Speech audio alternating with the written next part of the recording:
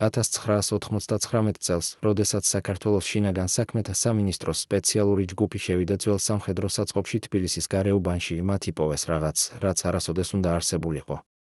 დოკუმენტების ყუთები, რომლებიც შეიცავდა ბრძანებებს, სახელების სიებს და ოპერაციების დეტალურ აღწერილობებს, ყველაფერი ეს იყო ისე საიდუმლო, რომ თვით მხედრიონის მაღალჩინოსნებმაც კი არ იცოდნენ ამ არქივის არსებობის შესახებ. მაგრამ ყველაზე შოკისმომგვრელი იყო ის, რომ ამ დოკუმენტებიდან 47 გვერდი ამოგლეჯილი იყო, ზუსტად ის გვერდები, რომლებიც აღწერდნენ ყველაზე სისხლიან ოპერაციებს 1992 და 1993 წლებში. ვინც აიღო ეს მტკიცებულებები? რატომ მოხდა ეს ზუსტად იმ დღეს, როდესაც ორგანიზაცია ოფიციალურად დაიშალა? და რაც ყველაზე მნიშვნელოვანია, რას მალავდნენ ეს ამოგლეჯილი გვერდები, რომლებიც ღირდა იმდენი ადამიანის სიცოცხლე?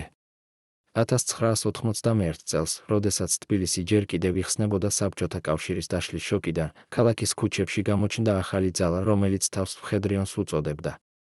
ისინი ატარებდნენ შავ ფორმას, ქამარზე ეკიდათ ხმლები და პისტოლეტები და მათი თავადი ჯაბა იოსელიანი ლაპარაკობდა ისე, თითქოს ის იყო ახალი საქართველოს მხსნელი. მაგრამ რა იყო სინამდვილეში ეს ორგანიზაცია? რა ხდებოდა მათ შტაბებში, როდესაც კარები იხურებოდა? და რატომ ჩვეულებრივი თბილისელები ღამით ფანჯრებს ხურავდნენ, როდესაც ქუჩაში მხედრიონელების ჯიპები გაივლიდა? დღეს, ამ დოკუმენტურ ფილმში, თქვენ გაიგებთ სიმართლეს, რომელიც 30 წლის განმავლობაში იყო დამალული. ჩვენ ვისაუბრეთ იმ ადამიანებთან, რომლებიც იყვნენ მხედრიონის შიგნით, მებრძოლებთან, მძღოლებთან, იმ ადამიანებთან, რომლებმაც ნახეს ყველაფერი და ახლა, პირველად ისინი ლაპარაკობენ. ისინი გვიყვებიან იმ ღამეების შესახებ, როდესაც ბრძანებები მოდიოდა ზემოდან იმ ოპერაციების შესახებ, რომლებიც არასოდეს არ ყოფილა ოფიციალურად დაფიქსირებული და იმ ფულის შესახებ, რომელიც მოედინებოდა ორგანიზაციაში უცნობი წყაროებიდან. მაგრამ ყველაზე მთავარი კითხვა რჩება, ვინ რეალურად აკონტროლებდა მხედრიონს? ვინ იყო ის ადამიანები, რომლებიც იდგნენ ჯაბა იოსელიანის უკან და რომელთა სახელებიც არასოდეს არ გამჟღავნებულა? წარმოიდგინეთ თბილისი 1992 წლის ზამთარში. ქალაქი ჩაძირულია სიბნელეში, რადგან ელექტროენერგია მხოლოდ 2-3 საათს მოდის დღეში. ქუჩებში ცივა, ხალხი ცდილობს გადარჩენას, ყიდის ყველაფერს, რაც აქვს, რომ იყიდოს პური და გაათბოს სახლი. და ამ სიბნელეში, ამ ქაოსში გამოჩნდნენ ისინი, მხედრიონელები თავიანთ ჯიპებში, შეიარაღებული, ძლიერები, შეუვალნი. ისინი შედიოდნენ მაღაზიებში და არ იხდიდნენ. ისინი აჩერებდნენ მანქანებს და ართმევდნენ ბენზინს. ისინი შედიოდნენ ბინებში და ართმევდნენ ყველაფერს, რაც ღირებული იყო. და ყველა ამას აკეთებდნენ ერთი და იმავე ფრაზით, ეს საქართველოსთვისაა. მაგრამ რა იყო სინამდვილეში ეს საქართველოსთვის? ვის ემსახურებოდნენ ისინი? და სად მიდიოდა ყველა ის, რასაც ისინი ართმევდნენ უბრალო ადამიანებს? ერთ-ერთი ყოფილი მხედრიონელი, რომელიც დღეს ცხოვრობს თბილისის გარეუბანში და რომლის სახელსაც ჩვენ ვერ გამოვაქვეყნებთ მისი უსაფრთხოების მიზეზით, გვიყვება, ჩვენ ვიყავით ახალგაზრდები 22-23 წლის. ქვეყანა იშლებოდა, არავინ იცოდა რა მოხდებოდა ხვალ. და მოვიდა ჯაბა და გვითხრა, თქვენ ხართ ახალი საქართველოს დამცველები. მაგრამ რეალურად ჩვენ ვიყავით უბრალოდ ბიჭები იარაღით, რომლებსაც ბრძანებებს აძლევდნენ და ჩვენ ვასრულებდით. არავინ გვეკითხებოდა რატომ. არავინ გვეუბნებოდა რა იყო ნამდვილი მიზანი. ეს სიტყვები ხსნის იმ ფარდას, რომელიც 30 წლის განმავლობაში ფარავდა მხედრიონის ნამდვილ ბუნებას. მაგრამ ვინ იყო ის ადამიანები, რომლებიც რეალურად აძლევდნენ ამ ბრძანებებს? და რატომ ახალგაზრდები, რომლებიც ოცნებობდნენ დამოუკიდებელ საქართველოზე, იქცნენ იმ ძალად, რომელსაც ხალხი ეშინოდა? პირველად 35 წლის განმავლობაში ადამიანი, რომელიც იყო პასუხისმგებელი ჯაბა იოსელიანის პირად უსაფრთხოებაზე 1992 და 1993 წლებში, თანახმა გახდა ლაპარაკზე კამერის წინაშე. ის, რასაც ის გვიყვება ორგანიზაციის ბოლო თვეების შესახებ, შეცვლის ყველაფერს, რასაც თქვენ ფიქრობთ, რომ იცით. პირადი საუბრებიდან ნიკოლოს და ელენეს შორის სასოწარკვეთილ გაქცევის გეგმებამდე იმ მომენტამდე, როდესაც მათ მიხვდნენ, რომ ყველაფერი დასრულდა, ეს არის ექსკლუზიური ჩვენება, რომელიც თქვენ სუნთქვას შეგიკრავთ. მაგრამ ყველაზე შოკისმომგვრელი არის ის, რასაც ის გვიყვება იმ ადამიანების შესახებ, რომლებიც რეალურად აკონტროლებდნენ ჯაბას, იმ ჩრდილოვანი ფიგურების შესახებ, რომლებიც არასოდეს გამოჩენილან საჯაროდ, მაგრამ რომელთა ბრძანებებიც განსაზღვრავდა ყველაფერს. ამ კაცის სახელია გიორგი, ეს არ არის მისი ნამდვილი სახელი, მაგრამ ის დათანხმდა ლაპარაკზე იმ პირობით, რომ მისი ვინაობა დარჩება საიდუმლო. გიორგი იყო 30 წლის, როდესაც შეუერთდა მხედრიონს 1991 წლის ბოლოს. მე ვიყავი სტუდენტი თბილისის უნივერსიტეტში, იწყებს ის თავის ისტორიას. ვოცნებობდი იმაზე, რომ ვიყავი ჟურნალისტი, მაგრამ ქვეყანა იშლებოდა. არ იყო სამუშაო, არ იყო მომავალი. და მერე მოვიდა ჩემი მეგობარი და მითხრა, მოდი მხედრიონში, იქ გადაგვარჩენენ, იქ გვექნება საკვები, იქ გვექნება ძალა. მე წავედი, რადგან არ მქონდა სხვა არჩევანი. მაგრამ ის, რაც მე ვნახე, იქ შეცვალა ჩემი მთელი ცხოვრება. გიორგი გვიყვება, რომ პირველი რამდენიმე თვე იყო როგორც სამხედრო ბანაკში ყოფნა. მათ ასწავლიდნენ როგორ ეჭირათ იარაღი, როგორ ემორჩილებინათ ბრძანებები, როგორ ეშინოდათ არაფერი. ჯაბა მოდიოდა და ლაპარაკობდა ჩვენთან. ის იყო კარიზმატული, ძლიერი, დამაჯერებელი. ის გვეუბნებოდა, რომ ჩვენ ვართ ახალი საქართველოს მშენებლები, რომ ჩვენ გადავარჩენთ ქვეყანას ქაოსისგან. და ჩვენ გვჯეროდა. ჩვენ ნამდვილად გვჯეროდა, რომ ვაკეთებდით რაღაც დიდს. მაგრამ შემდეგ მოვიდა პირველი ოპერაცია და ყველაფერი შეიცვალა. ეს იყო 1992 წლის თებერვალი, აგრძელებს გიორგი და მისი ხმა ცოტა კანკალებს.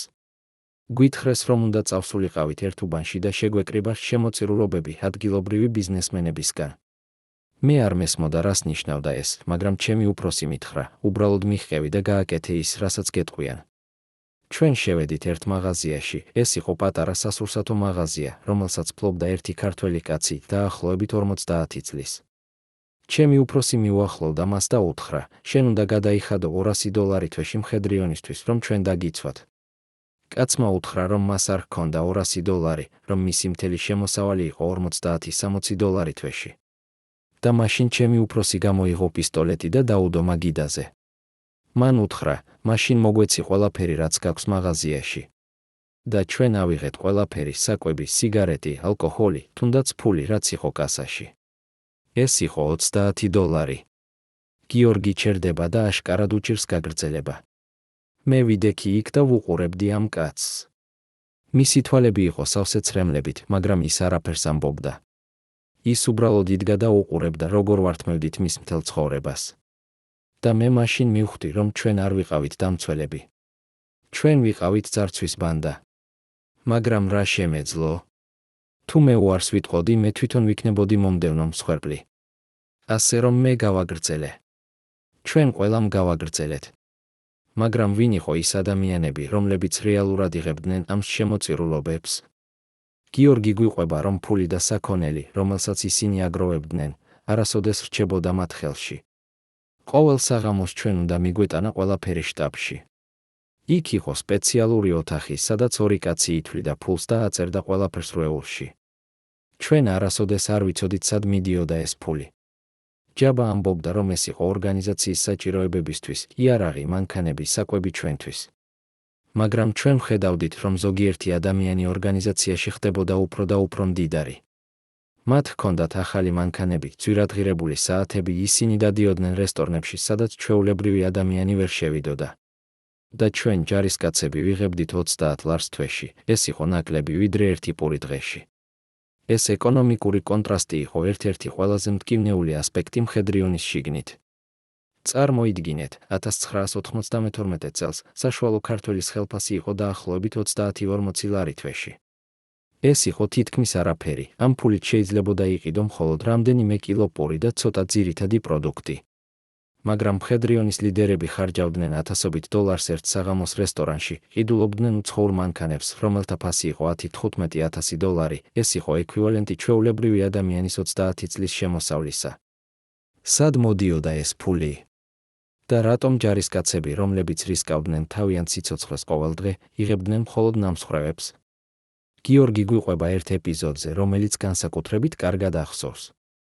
ერთხელ 1992 წლის გაზაფხულზე ჩვენ უნდა გვეცვა ერთი ბიზნესმენის ბინა. გვითხრეს, რომ ის იყო ხალხის მტერი, რომ ის აკეთებდა ბიზნეს რუსებთან და ღალატობდა საქართველოს. ჩვენ შევედით მის ბინაში ღამის 2 საათზე. ის იყო ოჯახთან ერთად ცოლი და 2 პატარა ბავშვი. ჩვენ ავიღეთ ყველაფერი ღირებული, ოქრო, ფული, თუნდაც ტელევიზორი და ვიდეომაგნიტოფონი. მთელი ოპერაცია გაგრძელდა 15 წუთს. მაგრამ ის, რაც მე ვერასოდეს დამავიწყდება, არის ის პატარა გოგონა, დაახლოებით 6 წლის, რომელიც იდგა კუთხეში და ტიროდა. მისი დედა ეხვეოდა მას და ცდილობდა დაემშვიდებინა, მაგრამ ბავშვი უბრალოდ ტიროდა და ტიროდა. და მე მაშინ ვიფიქრე, რას ვაკეთებ. ეს არის ის საქართველო, რომლის დასაცავადაც მე შევედი მხედრიონში, მაგრამ ყველაზე შოკისმომგვრელი ნაწილი გიორგის ისტორიისა მოდის შემდეგ. ის გვიყვება, რომ რამდენიმე დღის შემდეგ მან შეიტყო, რომ ეს ხალხის მტერი რეალურად იყო უბრალოდ წარმატებული ბიზნესმენი, რომელმაც უარი თქვა გადაეხადა დაცვის ფული მხედრიონისთვის. ის არ იყო რუსების აგენტი. ის არ იყო ღალატი. ის უბრალოდ იყო კაცი, რომელმაც უთხრა არა ჩვენს უფროსებს. და ამისთვის მან დაკარგა ყველაფერი.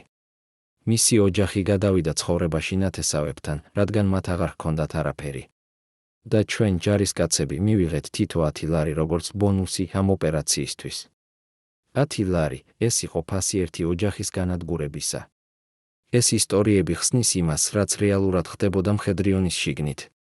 ეს არ იყო პატრიოტული ორგანიზაცია.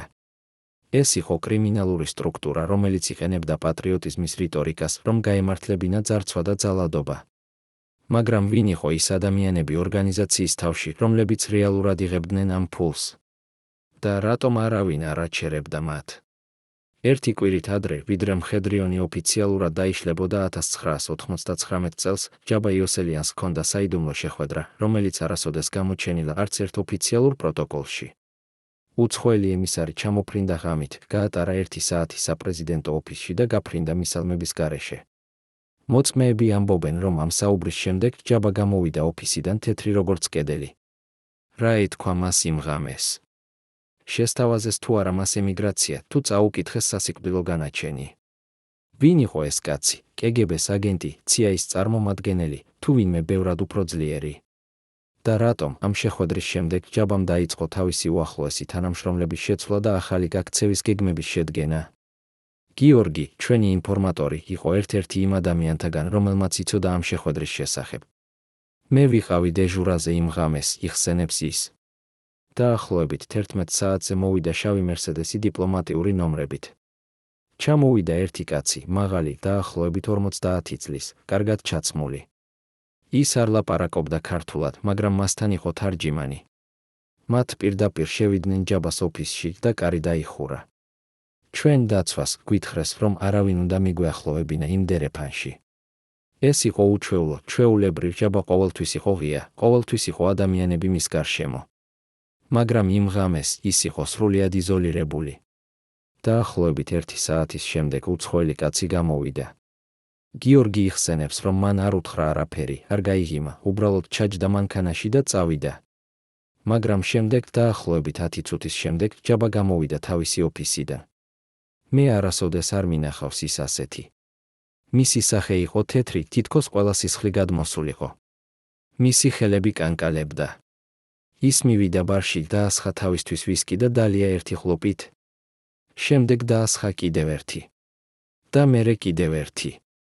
მე ვიდექი იქ და არ ვიცოდი რა უნდა მეთქვა. საბოლოოდ ის მომხედა და მითხრა, გიორგი, წადი სახლში. დღეს ყველაფერი შეიცვალა. მე არ გავიგე რას ნიშნავდა ეს, მაგრამ მისი ტონი იყო ისეთი, რომ მე უბრალოდ წავედი. მომდევნო დღეებში ჯაბამ დაიწყო უჩვეულო ქმედებები. ის იწვევდა თავის უახლოეს თანამშრომლებს ერთ-ერთად და ჰქონდა მათთან ხანგრძლივი, საიდუმლო საუბრები. ზოგიერთი ამ ადამიანთაგანი, რომლებიც იყვნენ ორგანიზაციაში წლების განმავლობაში, უეცრად გაქრნენ, ზოგი წავიდა საზღვარგარეთ, ზოგი უბრალოდ გაუჩინარდა. ჩვენ ჯარისკაცები ვიწყებდით ნერვიულობას, აგრძელებს გიორგი. ჩვენ გრძნობდით, რომ რაღაც დიდი ხდებოდა, მაგრამ არავინ გვეუბნებოდა რა. ხმები დადიოდა, რომ მთავრობა აპირებდა მხედრიონის დაშლას, რომ ჯაბას ემუქრებოდა დაპატიმრება, რომ ყველაფერი მთავრდებოდა. მაგრამ ჩვენ არ ვიცოდით რა იყო სიმართლე. გიორგი გვიყვება ერთ კონკრეტულ ეპიზოდზე, რომელიც მოხდა დაახლოებით 2 კვირის შემდეგ იმ საიდუმლო შეხვედრის შემდეგ.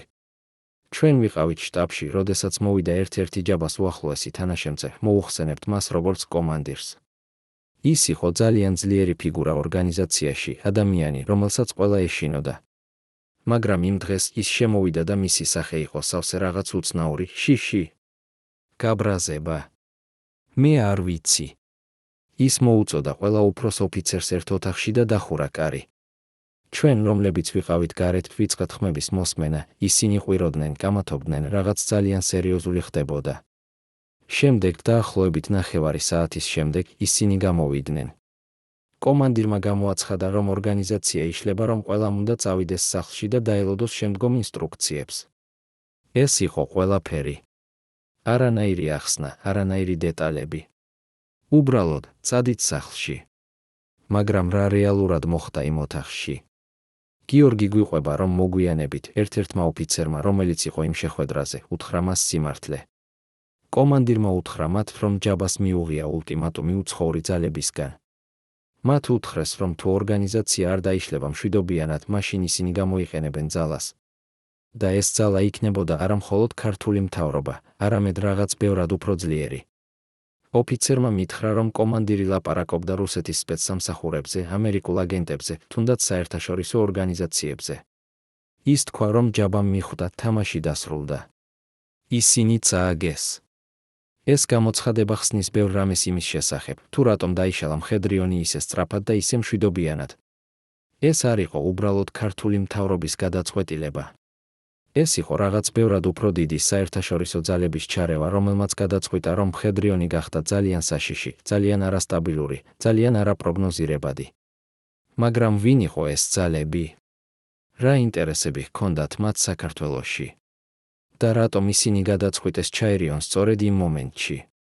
გიორგი გვიყვება, რომ მომდევნო დღეებში ბევრი მხედრიონელი ცდილობდა გაქცევას.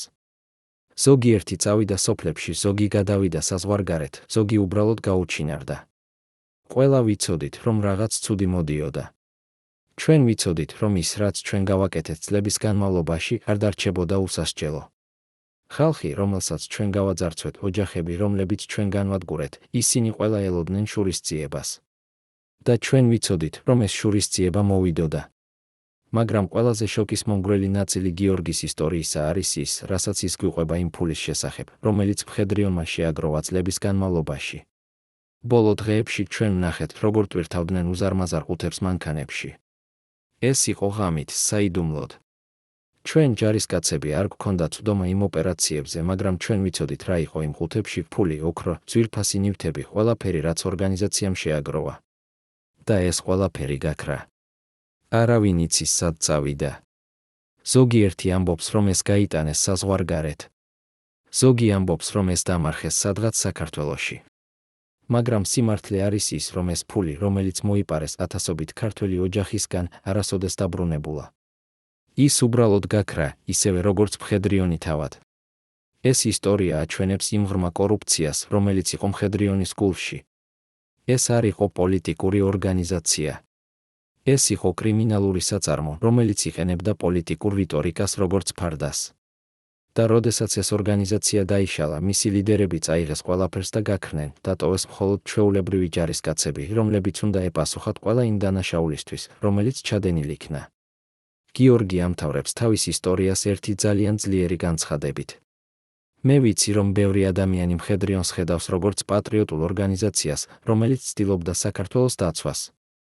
მაგრამ მე, რომელიც ვიყავი იქ, რომელმაც ვნახე ყველაფერი შიგნიდან გეუბნებით, ეს არის ტყუილი. მხედრიონი იყო კრიმინალური ბანდა, რომელიც იყენებდა პატრიოტიზმს როგორ ფარდას. ჩვენ არ ვიცავდით საქართველოს. ჩვენ ვძარცვავდით საქართველოს. და ის ადამიანები, რომლებიც იყვნენ თავში, ისინი გამდიდრდნენ ჩვენი ხალხის ტანჯვაზე. ეს არის სიმართლე, რომელიც უნდა ითქვას. ეს არის სიმართლე, რომელიც უნდა იცოდეს ყველამ. მაგრამ ეს სიმართლე აჩენს კიდევ უფრო მეტ კითხვებს. თუ მხედრიონი იყო კრიმინალური ორგანიზაცია, რატომ მთავრობამ დაუშვა მისი არსებობა ისე დიდი ხნის განმავლობაში? ვინ იყო ის ადამიანები მთავრობაში, რომლებიც იცავდნენ მხედრიონს? რა კავშირები ჰქონდა ორგანიზაციას უცხოურ ძალებთან? და რატომ, როდესაც ყველაფერი დასრულდა, არავინ არ დაისაჯა, არც ლიდერები, რომლებმაც წაიღეს მილიონები, არც ის ოფიცრები, რომლებმაც ბრძანეს ძარცვა და ძალადობა? წარმოიდგინეთ, რომ თქვენ ხართ ერთ-ერთი იმ 12 ადამიანიდან, რომლებმაც იცოდნენ ყველაფერი ჯაბა იოსელიანის შესახებ, ყოველი სამედიცინო საიდუმლოება, ყოველი გაქცევის გეგმა, ყოველი ფარული გვირაბი თბილისის ქვეშ. ახლა წარმოიდგინეთ, რომ თქვენ უნდა აირჩიოთ, შეინარჩუნოთ თქვენი ერთგულება, ან გადაარჩინოთ თქვენი სიცოცხლე. 1993 წლის ოქტომბერში ეს ადამიანები გააკეთეს არჩევანი, რომელმაც შეცვალა საქართველოს ისტორია. რამ აიძულა ისინი ღალატის ჩადონ თავიანთ უზენაეს ხელმძღვანელს? რა იცოდნენ ისინი, რასაც ჩვენ არ ვიცით? და რატომ ამ ყველაფრის შემდეგ ზოგიერთი მათგანი დღესაც ცხოვრობს შიშში, მალავს თავის ვინაობას, ერიდება კამერებს? გიორგი, რომელიც გააგრძელა თავისი ისტორიის მოყოლა, გვიყვება ერთ ეპიზოდზე, რომელიც მოხდა 1993 წლის სექტემბერში, მხოლოდ რამდენიმე კვირით ადრე, ვიდრე ყველაფერი დასრულდებოდა. იმ დღეს ჩვენ მივიღეთ უჩვეულო ბრძანება. გვითხრეს, რომ უნდა წავსულიყავით ერთ კონკრეტულ მისამართზე და მოგვეტანა ერთი კაცი, ექიმი, რომელიც მუშაობდა ერთ-ერთ თბილისის საავადმყოფოში. ჩვენ არ გვეუბნებოდნენ რატომ, უბრალოდ მოიყვანეთ ის ცოცხალი, დაუზიანებელი და არავის უთხრათ რა ხდება. გიორგი ჩერდება, მისი ხელები ოდნავ კანკალებს, როდესაც იხსენებს იმ ღამეს. ჩვენ წავედით იმ ექიმის სახლში დაახლოებით ღამის 10 საათზე. ის იყო ოჯახთან ერთად ცოლი და თინეიჯერი ვაჟი. როდესაც ჩვენ შევედით, მისმა ცოლმა დაიწყო ტირილი, მაგრამ ექიმმა უთხრა მას დამშვიდდეს. ის იცოდა რატომ მოვედით. ის იცოდა რა ელოდა მას. ისინი წაიყვანეს ექიმი მხედრიონის შტაბში, სადაც მას ელოდა ჯაბა იოსელიანი პირადად. გიორგი არ იყო იმ ოთახში, სადაც მოხდა საუბარი, მაგრამ მოგვიანებით ერთ-ერთმა ოფიცერმა, რომელიც იყო იქ, უთხრა მას რა მოხდა. ჯაბამ ჰკითხა ექიმს ერთი მარტივი კითხვა, რა იცოდა ის მისი ჯანმრთელობის შესახებ. ექიმმა თავდაპირველად უარი თქვა ლაპარაკზე, თქვა რომ ეს იყო სამედიცინო საიდუმლოება. მაგრამ შემდეგ ჯაბამ დაუდო მაგიდაზე ფოტოები ექიმის ოჯახისა, მისი სახლისა, მისი ვაჟის სკოლისა. და ექიმმა მიხვდა, მას არ ჰქონდა არჩევანი. ის დაიწყო ლაპარაკი. ის, რასაც ექიმმა უთხრა ჯაბას იმ ღამეს, იყო რაღაც, რაც ორგანიზაციის ლიდერმა მალავდა წლების განმავლობაში. ექიმმა უთხრა, რომ ჯაბას ჰქონდა სერიოზული გულის პრობლემები. ის ამბობდა, რომ 1992 წლის დასაწყისში ჯაბას ჰქონდა მცირე გულის შეტევა, მაგრამ ეს დაიფარა. მას ეღირსებოდა სპეციალური მედიკამენტები, რომლებიც შემოჰქონდათ საზღვარგარეთიდან. ექიმმა ასევე უთხრა, რომ თუ ჯაბა არ შეწყვეტდა სტრესს, ალკოჰოლს და სიგარეტს, მას დარჩენოდა მაქსიმუმ 2-3 წელი სიცოცხლისა. გიორგი ჩერდება და უყურებს პირდაპირ კამერას. ეს იყო ის საიდუმლოება, რომელიც ჯაბამ მალავდა ყველასგან. ის იყო ავად, სერიოზულად ავად და ის იცოდა, რომ მისი დრო იყო შეზღუდული. ეს ხსნის ბევრ რამეს, რატომ ის ხდებოდა უფრო და უფრო პარანოიდული, რატომ ის ცდილობდა შეგროვებოდა რაც შეიძლება მეტი ფული, რატომ ის გეგმავდა გაქცევას. მაგრამ ყველაზე შოკის მომგვრელი ნაწილი ამ ისტორიისა არის ის, რაც მოხდა ექიმთან იმ საუბრის შემდეგ. ჯაბამ უბრძანა თავის ადამიანებს, რომ ექიმი უნდა გაქრეს. არა მოკლა, უბრალოდ გაქრეს. მას უნდა გაეგზავნა სადღაც შორს, სადაც ის ვერასოდეს ვერ ილაპარაკებდა იმის შესახებ, რაც იცოდა. გიორგი იხსენებს, რომ ექიმი გაიგზავნა აფხაზეთში, სადაც იმ დროს მიმდინარეობდა ომი. მას უთხრეს, რომ ის იქნებოდა სამედიცინო პერსონალი ფრონტზე. მაგრამ რეალურად ეს იყო მისი გადასახლება. მისი ოჯახს უთხრეს, რომ ის წავიდა სამსახურში და რომ ის დაბრუნდებოდა რამდენიმე თვეში. მაგრამ ჩვენ, რომლებიც ვიცოდით სიმართლე, ვიცოდით, რომ ის არასოდეს არ დაბრუნდებოდა. არა იმიტომ, რომ მოკლეს, არამედ იმიტომ, რომ მას აიძულებდნენ დარჩენილიყო იქ შორს, სადაც მისი ცოდნა ვერ დააზიანებდა ჯაბას. ეს ისტორია ავლენს იმ პარანოის დონეს, რომელიც იყო მხედრიონის ლიდერობაში. ჯაბა იოსელიანი არ ენდობოდა არავის, არც თავის უახლოეს თანამშრომლებს, არც თავის ოჯახს, არც თავის ექიმებს. ყველა, ვინც იცოდა რაიმე მისი სისუსტის შესახებ, ხდებოდა პოტენციური საფრთხე. და ეს საფრთხე უნდა აღმოფხრილიყო, ან გაქრობით, ან შიშით, ან ფულით. მაგრამ რა ხდებოდა იმ ადამიანებთან, რომლებიც არ შეიძლებოდა გაქრებულიყვნენ? იმ ადამიანებთან, რომლებიც იყვნენ ძალიან ახლოს, ძალიან ძლიერები, ძალიან საჭირო. გიორგი გვიყვება კიდევ ერთ ისტორიაზე, რომელიც ხდება იმავე პერიოდში. იყო ერთი კაცი ორგანიზაციაში, მოუხსენებთ მას როგორც მაიორს. ის იყო ერთ-ერთი ყველაზე ძლიერი ფიგურა მხედრიონში, ადამიანი, რომელსაც ჰქონდა წვდომა ყველა ფინანსურ ოპერაციაზე, ყველა საიდუმლო შეხვედრაზე, ყველა გადაწყვეტილებაზე. ის იყო ჯაბას მარჯვენა ხელი. მაგრამ 1993 წლის ზაფხულში რაღაც შეიცვალა. მაიორი დაიწყო უჩვეულო ქცევა, ის ხდებოდა უფრო ჩუმი, უფრო დახურული, ის იწყებდა საიდუმლო შეხვედრებს ადამიანებთან, რომლებიც არ იყვნენ მხედრიონიდან. ჩვენ ჯარისკაცები ვამჩნევდით ამას, მაგრამ არავინ ბედავდა რაიმეს თქმას. რამდენიმე კვირის შემდეგ მაიორმა გააკეთა რაღაც, რაც იყო წარმოუდგენელი მხედრიონის შიგნით, მან უარი თქვა ერთ-ერთ ბრძანებაზე. გვითხრეს, რომ უნდა გაგვეძარცვა ერთი დიდი ბიზნესმენი, რომელიც უარს ამბობდა თანამშრომლობაზე. ეს იყო ჩვეულებრივი ოპერაცია, რომელსაც ჩვენ ვაკეთებდით ასობით ჯერ. მაგრამ მაიორმა უთხრა ჯაბას, არა. ის თქვა, რომ ეს ბიზნესმენი იყო პატიოსანი ადამიანი, რომ მას ჰქონდა ოჯახი, რომ ჩვენ არ უნდა შეგვეხო მას. ჯაბა გაბრაზდა, არავინ არასოდეს არ უთქვამს მასი არა. მაგრამ მაიორი არ დანებდა. ის თქვა, რომ თუ ეს ოპერაცია მოხდებოდა, ის დატოვებდა ორგანიზაციას. გიორგი ჩერდება და ღრმად ამოიოხრებს. ეს იყო დასაწყისი ბოლოსი. მაიორის ღალატის დასაწყისი. მომდევნო დღეებში ჯაბამ დაიწყო მაიორის დევნა. ის დაუყენა მას თვალთვალი, შეამოწმა მისი ყველა საუბარი, მისი ყველა შეხვედრა, მისი ყველა ნაბიჯი. ჩვენ, რომლებიც ვიყავით დაცვაში, ვიცოდით, რომ რაღაც ხდებოდა. ჯაბა ხდებოდა უფრო და უფრო ნერვიული, უფრო და უფრო ეჭვიანი. ის იწყებდა ლაპარაკს თავისთან, ხანდახან ღამის შუაში ღვიძებდა და იძახდა მაიორის სახელს. ის იყო შეპყრობილი იმ იდეით, რომ მაიორი აპირებდა მის ღალატს, რომ ის მუშაობდა მთავრობასთან, რომ ის იყო ჯაშუში. გიორგი გვიყვება, რომ 1993 წლის ოქტომბრის დასაწყისში ჯაბამ მიიღო გადაწყვეტილება, მაიორი უნდა აღმოფხრილიყო. მაგრამ მაიორი იყო ჭკვიანი. ის გრძნობდა საფრთხეს. ერთ ღამეს ის უბრალოდ გაქრა. არავინ იცოდა სად წავიდა. მისი ოჯახი თქვა, რომ მან დატოვა ქალაქის სამსახურის გამო, მაგრამ ჩვენ ვიცოდით სიმართლე, ის გაიქცა. ის იცოდა, რომ თუ დარჩებოდა, მისი ისტორია დასრულდებოდა. გიორგი ჩერდება და უყურებს პირდაპირ კამერას. მაგრამ აქ არის ყველაზე საინტერესო ნაწილი, რამდენიმე კვირის შემდეგ, როდესაც მხედრიონი დაიშალა, მაიორი გამოჩნდა. ის იყო ერთ-ერთი იმ ადამიანთაგანი, რომლებიც ლაპარაკობდნენ მთავრობასთან, რომლებიც აძლევდნენ ინფორმაციას ორგანიზაციის შესახებ. ჯაბა მართალი იყო, მაიორი რეალურად ღალატობდა. მაგრამ კითხვა რჩება, რატომ? რა აიძულა ის ერთ-ერთი ყველაზე ძლიერი ადამიანი მხედრიონში ღალატის ჩადონ თავის ხელმძღვანელს, ეს კითხვა აჩენს კიდევ უფრო ღრმა საკითხებს. იყო თუ არა მაიორი ერთადერთი ღალატი? რამდენი ადამიანი ორგანიზაციის შიგნით მუშაობდა მთავრობასთან? და რატომ ისინი გადაწყვიტეს ღალატის სწორედ იმ მომენტში, როდესაც ჯაბა ყველაზე დაუცველი იყო, როდესაც მისი ჯანმრთელობა უარესდებოდა, როდესაც მისი პარანოია აღწევდა პიკს, როდესაც მისი ორგანიზაცია იწყებდა დაშლას შიგნიდან. 1992 წელს, როდესაც ჯაბა იოსელიანს ჰქონდა თავის ტკივილი, პირადი ექიმი იძახებოდა საიდუმლოდ სასახლეში. არც ერთი დიაგნოზი არ აღწერილა ოფიციალურ დოკუმენტებში.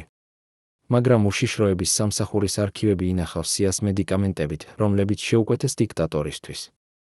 ეს სია ავლენს დაავადებას, რომელიც ჯაბა იოსელიანმა მალავდა ქართველი ხალხისგან ათწლეულების განმავლობაში. ამ დოკუმენტურ ფილმში თქვენ ნახავთ სამედიცინო მტკიცებულებებს, რომლებიც ცვლის ყველაფერს, რასაც იცოდით დიქტატორის ბოლო წლების შესახებ. რა იყო ეს დაავადება? რატომ მალავდა ის ამას ისე ფანატიკურად? და როგორ გავლენას ახდენდა ეს მისი გადაწყვეტილებებზე, რომლებიც განსაზღვრავდა ათასობით ადამიანის ბედს? გიორგი გვიყვება, რომ 1993 წლის ბოლოს ჯაბას ჯანმრთელობა მკვეთრად გაუარესდა. ჩვენ ვხედავდით, როგორ იცვლებოდა ის. ის ხდებოდა უფრო სუსტი, უფრო ფერმკრთალი, უფრო ნერვიული. ზოგჯერ ის იჯდა თავის ოფისში და უჭირდა სუნთქვა. ზოგჯერ მისი ხელები კანკალებდა ისე ძლიერად, რომ ვერ იჭერდა ფინჯანს. მაგრამ ის არასოდეს არ აღიარებდა, რომ რაღაც არ იყო რიგზე. ის ყოველთვის ამბობდა, მე კარგად ვარ, ეს უბრალოდ დაღლილობაა, ეს უბრალოდ სტრესია. გიორგი ჩერდება და ღრმად ამოიოხრებს. მაგრამ ჩვენ ვიცოდით სიმართლე. ჩვენ ვხედავდით, როგორ მოდიოდნენ ექიმები ღამის შუაში, როგორ ჰქონდათ მათთან სპეციალური ჩანთები მედიკამენტებით, როგორ რჩებოდნენ ისინი მის ოფისში საათობით. ერთ-ერთი ყოფილი სამედიცინო პერსონალი, რომელიც მუშაობდა მხედრიონის შტაბში, მოუხსენებთ მას როგორც ნინოს, თანახმა გახდა ლაპარაკზე იმ პირობით, რომ მისი ვინაობა დარჩება საიდუმლო. ნინო იყო 30 წლის მეტდა, რომელიც დაიქირავეს 1992 წელს. მე ვიყავი ახალგაზრდა, მე ვიყავი იდეალისტი, მე ვიფიქრე, რომ ვაკეთებდი რაღაც მნიშვნელოვანს, იწყებს ის თავის ისტორიას. მაგრამ ის, რაც მე ვნახე, იქ შეცვალა ჩემი მთელი ცხოვრება. მე ვნახე, როგორ ცხოვრობდნენ ის ადამიანები, რომლებიც ამბობდნენ, რომ ისინი იყვნენ ხალხის დამცველები. მე ვნახე მათი ჭარბობა, მათი სიხარბე, მათი სიცრუე. ნინო გვიყვება, რომ ჯაბას ჰქონდა სპეციალური ოთახი შტაბში, სადაც ინახებოდა მედიკამენტები. ეს იყო პატარა ოთახი, მაგრამ ის იყო სავსე წამლებით, წამლები გულისთვის, წამლები წნევისთვის, წამლები ტკივილისთვის, წამლები ძილისთვის. ზოგიერთი ამ წამლებიდან იყო ისეთი, რომელსაც ჩვეულებრივი ადამიანი ვერასოდეს ვერ იშოვიდა საქართველოში, ისინი შემოჰქონდათ საზღვარგარეთიდან, ისინი ღირდა ასობით დოლარს. და ჯაბა იღებდა ამ წამლებს ყოველდღე, რამდენჯერმე დღეში. ნინო ჩერდება და მისი ხმა ცოტა კანკალებს. მაგრამ ყველაზე შოკისმომგვრელი იყო ის, რომ იმავე დროს, როდესაც ჯაბა ხარჯავდა ასობით დოლარს თავის წამლებზე, ჩვეულებრივი ჯარისკაცები, რომლებიც დაშავდებოდნენ ოპერაციებში, ვერ იღებდნენ ელემენტარულ სამედიცინო დახმარებას. მე მახსოვს ერთი ბიჭი, რომელსაც ჰქონდა ინფექცია ჭრილობაში. მას სჭირდებოდა ანტიბიოტიკები, მაგრამ ორგანიზაციას არ ჰქონდა ფული ამისთვის. ის ბიჭი იტანჯებოდა 2 კვირის განმავლობაში, სანამ საბოლოოდ მისი ოჯახი არ იშოვა ფული და არ იყიდა წამალი. 2 კვირა ტანჯვა, იმ დროს, როდესაც ჯაბას ოფისში იყო წამლები ათასობით დოლარის ღირებულებით. ეს ეკონომიკური კონტრასტი იყო განსაკუთრებით მტკივნეული. წარმოიდგინეთ, 1993 წელს ერთი ფლაკონი იმპორტირებული გულის წამალი, რომელსაც იღებდა ჯაბა, ღირდა დაახლოებით 200 დოლარს. ეს იყო ექვივალენტი ჩვეულებრივი ქართველი 6 თვის ხელფასისა. ჯაბა იღებდა ამ წამლებს ყოველდღე, ეს ნიშნავს, რომ მხოლოდ მისი პირადი მედიკამენტები ღირდა დაახლოებით 6000 დოლარს წელიწადში. იმავე დროს მთელი მხედრიონის სამედიცინო ბიუჯეტი ჯარისკაცებისთვის იყო დაახლოებით 2000 დოლარი წელიწადში, სამჯერ ნაკლები, ვიდრე ერთი ადამიანის პირადი წამლები. სად იყო სამართლიანობა? სად იყო ის ხალხის დაცვა, რომელზეც ლაპარაკობდა ჯაბა? ნინო გვიყვება კიდევ ერთ ეპიზოდზე, რომელიც განსაკუთრებით კარგად ახსოვს. ერთხელ 1993 წლის ოქტომბერში ჯაბას ჰქონდა ძალიან ცუდი დღე. მისი გული ძალიან აწუხებდა, ის ვერ სუნთქავდა, ის იყო ფერმკრთალი როგორც ქაღალდი. მოვიდა ექიმი და გამოიკვლია ის. შემდეგ ექიმმა მითხრა, რომ ჯაბას სჭირდებოდა სპეციალური ინექცია, ძალიან ძვირი ინექცია, რომელიც ღირდა დაახლოებით 500 დოლარს. მე ვთქვი, რომ ჩვენ არ გვქონდა ეს წამალი, რომ ის უნდა შეგვეკვეთა საზღვარგარეთიდან და ეს დასჭირდებოდა რამდენიმე დღეს. მაგრამ ჯაბამ უბრძანა თავის ადამიანებს, იპოვეთ ეს წამალი ახლავე, არ მაინტერესებს როგორ, არ მაინტერესებს რა ღირს. ნინო ჩერდება და ღრმად ამოიოხრებს. 2 საათის შემდეგ ისინი მოიტანეს წამალი. მოგვიანებით მე შევიტყვე, რომ ისინი წავიდნენ ერთ საავადმყოფოში და უბრალოდ წაართვეს ეს წამალი, რომელიც იყო განკუთვნილი სხვა პაციენტისთვის, ადამიანისთვის, რომელსაც ასევე სჭირდებოდა ის. მაგრამ ჯაბას არ აინტერესებდა. მას სჭირდებოდა ეს წამალი და ის მიიღო მას. ეს ისტორიები ავლენს იმ ეგოიზმს და სიხარბეს, რომელიც იყო მხედრიონის ლიდერობის გულში. ჯაბა იოსელიანი ლაპარაკობდა ხალხის დაცვაზე, ქვეყნის გადარჩენაზე, პატრიოტიზმზე, მაგრამ რეალურად ის სრულნავდა მხოლოდ საკუთარ თავზე. მისი ჯანმრთელობა, მისი კომფორტი, მისი სიცოცხლე, ეს იყო ერთადერთი, რაც რეალურად აინტერესებდა მას. და ყველა სხვა ჯარისკაცები, რომლებიც რისკავდნენ თავიანთ სიცოცხლეს მისთვის, ოჯახები, რომლებიც იტანჯებოდნენ მისი ბრძანებების გამო, ხალხი, რომელიც ელოდა მის დაცვას, ისინი ყველა იყვნენ უბრალოდ ინსტრუმენტები, რომლებიც გამოიყენებოდა მისი მიზნების მისაღწევად. გიორგი გვიყვება, რომ 1993 წლის ნოემბრის დასაწყისში ჯაბას ჯანმრთელობა კიდევ უფრო გაუარესდა. ის ხდებოდა უფრო და უფრო სუსტი. ზოგჯერ ის ვერ ადგებოდა საწოლიდან. ზოგჯერ ის კარგავდა გონებას რამდენიმე წამით.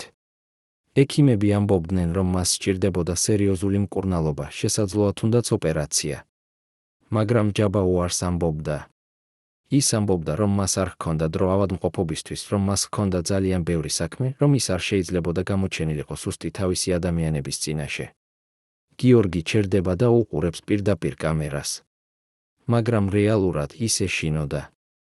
ის ეშინოდა, რომ თუ ის წავიდოდა საავადმყოფოში, მისი მტრები გამოიყენებდნენ ამ შანსს. ის ეშინოდა, რომ თუ ის გამოჩნდებოდა სუსტი, მისი საკუთარი ადამიანები აჯანყდებოდნენ. ის ეშინოდა, რომ თუ ის დაკარგავდა კონტროლს, თუნდაც ერთი დღით ყველაფერი დაიშლებოდა. ეს შიში იყო გამართლებული.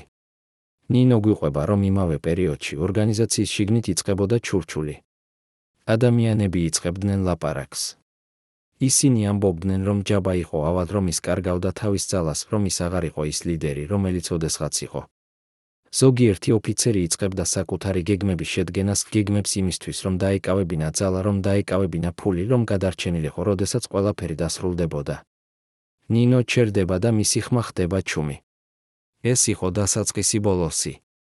როდესაც ლიდერი კარგავს თავის ძალას, როდესაც ის ხდება სუსტი, როდესაც ის აღარ შეუძლია კონტროლი, ორგანიზაცია იწყებს დაშლას შიგნიდან. და ეს ზუსტად ის იყო, რაც ხდებოდა მხედრიონთან. მაგრამ ყველაზე შოკის მომგვრელი ნაწილი ამ ისტორიისა არის ის, რასაც ნინო გვიყვება ჯაბას ბოლო დღეების შესახებ. მე ვიყავი იქ, როდესაც ყველაფერი დასრულდა. მე ვნახე, როგორ წაიყვანეს ის. მე ვნახე მისი სახე, ის არ იყო გაბრაზებული, ის არ იყო შეშინებული. ის იყო უბრალოდ დაღლილი. დაღლილი ყველაფრისგან, ტყუილისგან, ძალადობისგან, პარანოიისგან, ავადმყოფობისგან. მე ვფიქრობ, რომ ერთი ნაწილი მისი რეალურად იყო მზად ამისთვის. მზად იმისთვის, რომ ყველაფერი დასრულებულიყო. ნინო ჩერდება და ცრემლები უჩნდება მის თვალებში. მაგრამ ის, რაც მე ვერასოდეს დამავიწყდება, არის ის, რასაც მან მითხრა ბოლო დღეს. ის მომხედა და უთხრა, ნინო, შენ იყავი კარგი ადამიანი. ნუ გახდები როგორც მე. ნუ მოიტყუებ საკუთარ თავს, რომ ძალა და ფული მოგცემს ბედნიერებას. ეს მხოლოდ მოგცემს სიცარიელეს. ეს სიტყვები ავლენს იმ ტრაგედიას, რომელიც იყო ჯაბა იოსელიანის ცხოვრების გულში. ის იყო ადამიანი, რომელსაც ჰქონდა ყველაფერი, ძალა, ფული, გავლენა, ერთგული მიმდევრები. მაგრამ ბოლოს მას არაფერი ჰქონდა, არც ჯანმრთელობა, არც ნამდვილი მეგობრები, არც სიმშვიდე, არც ბედნიერება. ის იყო ადამიანი, რომელმაც დაკარგა ყველაფერი, რაც რეალურად მნიშვნელოვანი იყო, იმისთვის, რომ მიეღწია ყველაფრისთვის, რაც არ ღირდა. წარმოიდგინეთ, რომ თქვენ ხართ ახალგაზრდა ჯარისკაცი 22 წლის, რომელიც შეუერთდა მხედრიონს იმ იმედით, რომ დაიცავთ თქვენს ქვეყანას. ახლა წარმოიდგინეთ, რომ თქვენ ხედავთ, როგორ თქვენი ლიდერები ხარჯავენ ათასობით დოლარს ერთ საღამოს რესტორანში, იმ დროს, როდესაც თქვენ იღებთ 30 ლარს თვეში თანხას, რომლითაც ძლივს შეგიძლიათ იყიდოთ პური. წარმოიდგინეთ, რომ თქვენ ხედავთ, როგორ ისინი ყიდულობენ უცხოურ მანქანებს, ატარებენ ძვირადღირებულ საათებს, ცხოვრობენ ვილებში, იმ დროს, როდესაც თქვენი ოჯახი იტანჯება სიღარიბეში. როგორ გრძნობთ თავს? რას იფიქრებთ? და რას აკეთებთ, როდესაც მიხვდებით, რომ ყველაფერი, რისთვისაც თქვენ იბრძოდით, იყო ტყუილი. გიორგი გვიყვება, რომ 1993 წლის ბოლოს ბევრი ჯარისკაცი იწყებდა იმავე კითხვების დასმას. ჩვენ ვხედავდით, როგორ ცხოვრობდნენ ჩვენი უფროსები. ჩვენ ვხედავდით მათ მანქანებს, მათ ტანისამოს, მათ საათებს. ჩვენ ვიცოდით, რომ ისინი დადიოდნენ რესტორნებში, სადაც ერთი სადილე ღირდა იმაზე მეტს, ვიდრე ჩვენი თვიური ხელფასი. და ჩვენ იწყებდით კითხვას, რატომ? რატომ ჩვენ, რომლებიც ვრისკავთ ჩვენ სიცოცხლეს ყოველდღე, ვიღებთ ნამსხვრევებს იმ დროს, როდესაც ისინი, რომლებიც იჯდნენ უსაფრთხო ოფისებში, იღებდნენ ყველაფერს, გიორგი ჩერდება და მისი ხმა ხდება უფრო ძლიერი. ეს იყო ის მომენტი, როდესაც ბევრმა ჩვენგანმა დაიწყო გაგება, ჩვენ არ ვიყავით პატრიოტები. ჩვენ ვიყავით მონები. მონები სისტემისა, რომელიც იყენებდა ჩვენს იდეალიზმს, ჩვენს ახალგაზრდობას, ჩვენს სიცოცხლეს იმისთვის, რომ გაემდიდრებინა რამდენიმე ადამიანი თავში. ერთ-ერთი ყოფილი მხედრიონელი, მოუხსენებთ მას როგორც დავიც, გვიყვება კონკრეტულ ეპიზოდზე, რომელმაც შეცვალა მისი მთელი პერსპექტივა. ეს იყო 1993 წლის ოქტომბერი. ჩვენ ვიყავით დეჟურაზე შტაბთან ახლოს, როდესაც ერთი უფროსი ოფიცერი გამოვიდა და უბრძანა ჩვენ წავსულიყავით და მოგვეტანა საკვები ერთი რესტორნიდან. ეს იყო ძალიან ძვირი რესტორანი, სადაც ჩვეულებრივი ადამიანი ვერ შევიდოდა. ჩვენ წავედით და მოვიტანეთ საკვები, ეს იყო უზარმაზარი შეკვეთა, ათობით კერძი, ძვირადღირებული ღვინო, ყველაფერი. როდესაც ჩვენ დაუბრუნდით შტაბში, ვნახეთ, რომ იქ იყო დიდი წვეულება, ყველა უფროსი ოფიცერი, ყველა ლიდერი, ყველა ის ადამიანი, რომლებიც აკონტროლებდნენ ორგანიზაციას. ისინი იჯდნენ, სვამდნენ, ჭამდნენ, იცინოდნენ. და ჩვენ ჯარისკაცები ვიდექით გარეთ, ცივში და ვუყურებდით ამას. დავითი ჩერდება და მისი ხმა კანკალებს. მე მაშინ გავიფიქრე, რისთვის ვარ აქ? რისთვის ვრისკავ ჩემს სიცოცხლეს? იმისთვის, რომ ეს ადამიანები ჭამონ და სვან იმ დროს, როდესაც ჩემი ოჯახი შიმშილობს, ეს ეკონომიკური უსამართლობა იყო ერთ-ერთი მთავარი მიზეზი, რის გამოც ბევრი ჯარისკაცი დატოვა მხედრიონი ბოლო თვეებში. დავითი გვიყვება, რომ მან გააკეთა გამოთვლა. ერთ საღამოს იმ წვეულებაზე ისინი დახარჯეს დაახლოებით $2000, მხოლოდ საკვებსა და სასმელზე. $2000, ეს იყო ექვივალენტი ჩვეულებრივი ქართველის 5 წლის შემოსავლისა. 5 წელი მუშაობა, 5 წელი ტანჯვა, 5 წელი გადარჩენა, ყველაფერი ეს დახარჯეს ერთ საღამოს. და ეს არ იყო ერთჯერადი შემთხვევა. ასეთი წვეულებები ხდებოდა ყოველ კვირას, ზოგჯერ ორჯერ კვირაში. ეს ნიშნავს, რომ ისინი ხარჯავდნენ დაახლოებით $100,000 წელიწადში მხოლოდ წვეულებებზე, იმ დროს, როდესაც მთელი ორგანიზაციის ხელფასების ბიუჯეტი ჯარისკაცებისთვის იყო დაახლოებით $30,000 წელიწადში. ეს რიცხვები ავლენს იმ ღრმა კორუფციას, რომელიც იყო მხედრიონის გულში. ორგანიზაცია, რომელიც ამბობდა, რომ ის იყო ხალხის დამცველი, რეალურად ხარჯავდა სამჯერ მეტ წვეულებებზე, ვიდრე თავის საკუთარ ჯარისკაცებზე. ლიდერები, რომლებიც ლაპარაკობდნენ პატრიოტიზმზე და თვითგანწირვაზე, რეალურად ცხოვრობდნენ როგორც მეფეები იმ დროს, როდესაც მათი ჯარისკაცები ძლივს გადარჩებოდნენ. სად იყო სამართლიანობა? სად იყო ის ღირებულებები, რომელზეც ისინი ლაპარაკობდნენ? დავითი გვიყვება, რომ იმ ღამის შემდეგ მან მიიღო გადაწყვეტილება. მე ვიცოდი, რომ მე უნდა წამესულა. მე ვიცოდი, რომ თუ დავრჩებოდი, მე ან მოვკვდებოდი რომელიმე უაზრო ოპერაციაში, ან დაუპატიმრდებოდი, როდესაც ყველაფერი დასრულდებოდა. მაგრამ წასვლა არ იყო ადვილი. თუ შენ ტოვებდი მხედრიონს, შენ ხდებოდი ღალატი. და ღალატის სასჯელი იყო სიკვდილი. დავითი ჩერდება და ღრმად ამოიოხრებს. მაგრამ მე ვიყავი იღბლიანი. 1993 წლის ნოემბრის დასაწყისში ყველაფერი დაიწყო დაშლა. ორგანიზაცია კარგავდა კონტროლს. ბევრი ჯარისკაცი იწყებდა გაქცევას. და მე გამოვიყენე ეს შანსი. ერთ ღამეს მე უბრალოდ წავედი. არ მითხარი არავის, არ წავიღე არაფერი. უბრალოდ წავედი და აღარ დაუბრუნდი. მაგრამ არა ყველა იყო ისეთი იღბლიანი როგორც დავითი. გიორგი გვიყვება, რომ ბევრი ჯარისკაცი, რომელიც ცდილობდა გაქცევას, დაიჭირეს და დაისაჯეს. ისინი ურტყამდნენ მათ, ჰაშინებდნენ მათ, ზოგჯერ თუნდაც კლავდნენ მათ. ორგანიზაცია ცდილობდა შეენარჩუნებინა კონტროლი, მაგრამ ეს იყო უსარგებლო. როდესაც ადამიანები ხედავენ სიმართლეს, როდესაც ისინი ხედავენ, რომ ისინი გამოიყენებოდნენ, როდესაც ისინი ხედავენ, რომ მათი ლიდერები არიან ტყუილის მტკმელები და ქურდები, შენ ვერ შეაჩერებ მათ. შენ ვერ აიძულებ მათ დარჩენას. ისინი წავლენ ერთი გზით ან სხვა გზით. ნინო, ყოფილი მედდა გვიყვება, რომ ბოლო კვირებში შტაბში იყო ატმოსფერო სრული პანიკისა. ყველა იცოდა, რომ ყველაფერი მთავრდებოდა.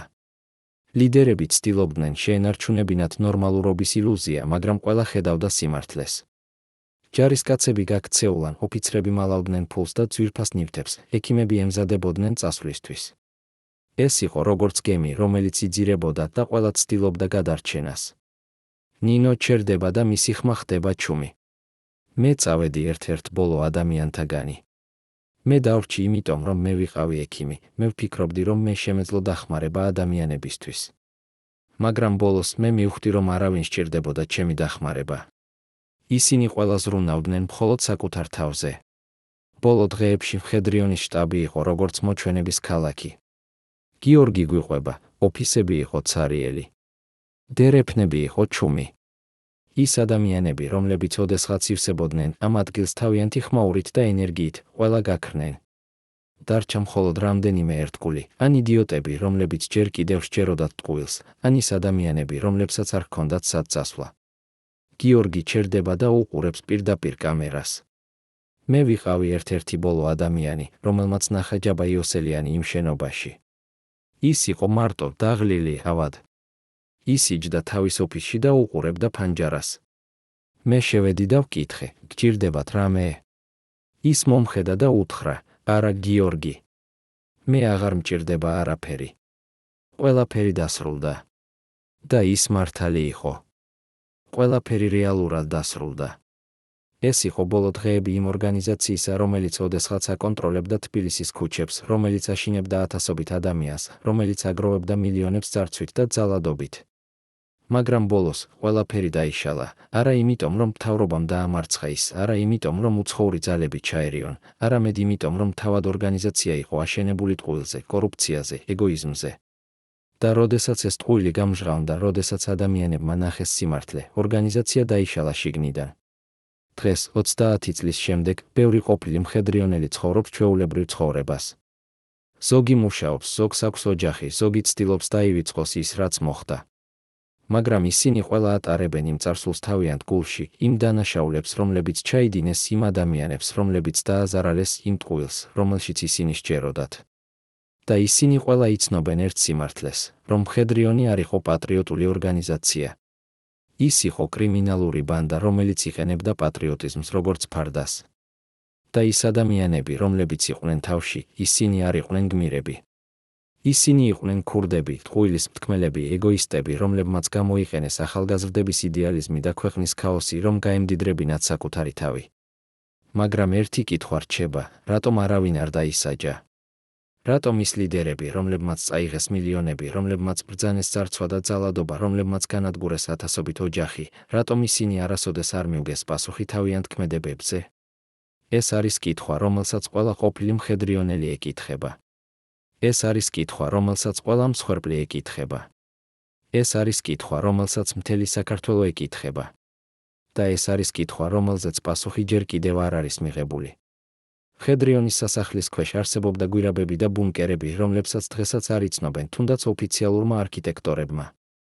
ვინ ააშენა ისინი საიდუმლოდ? სად მიდიოდა ეს გვირაბები?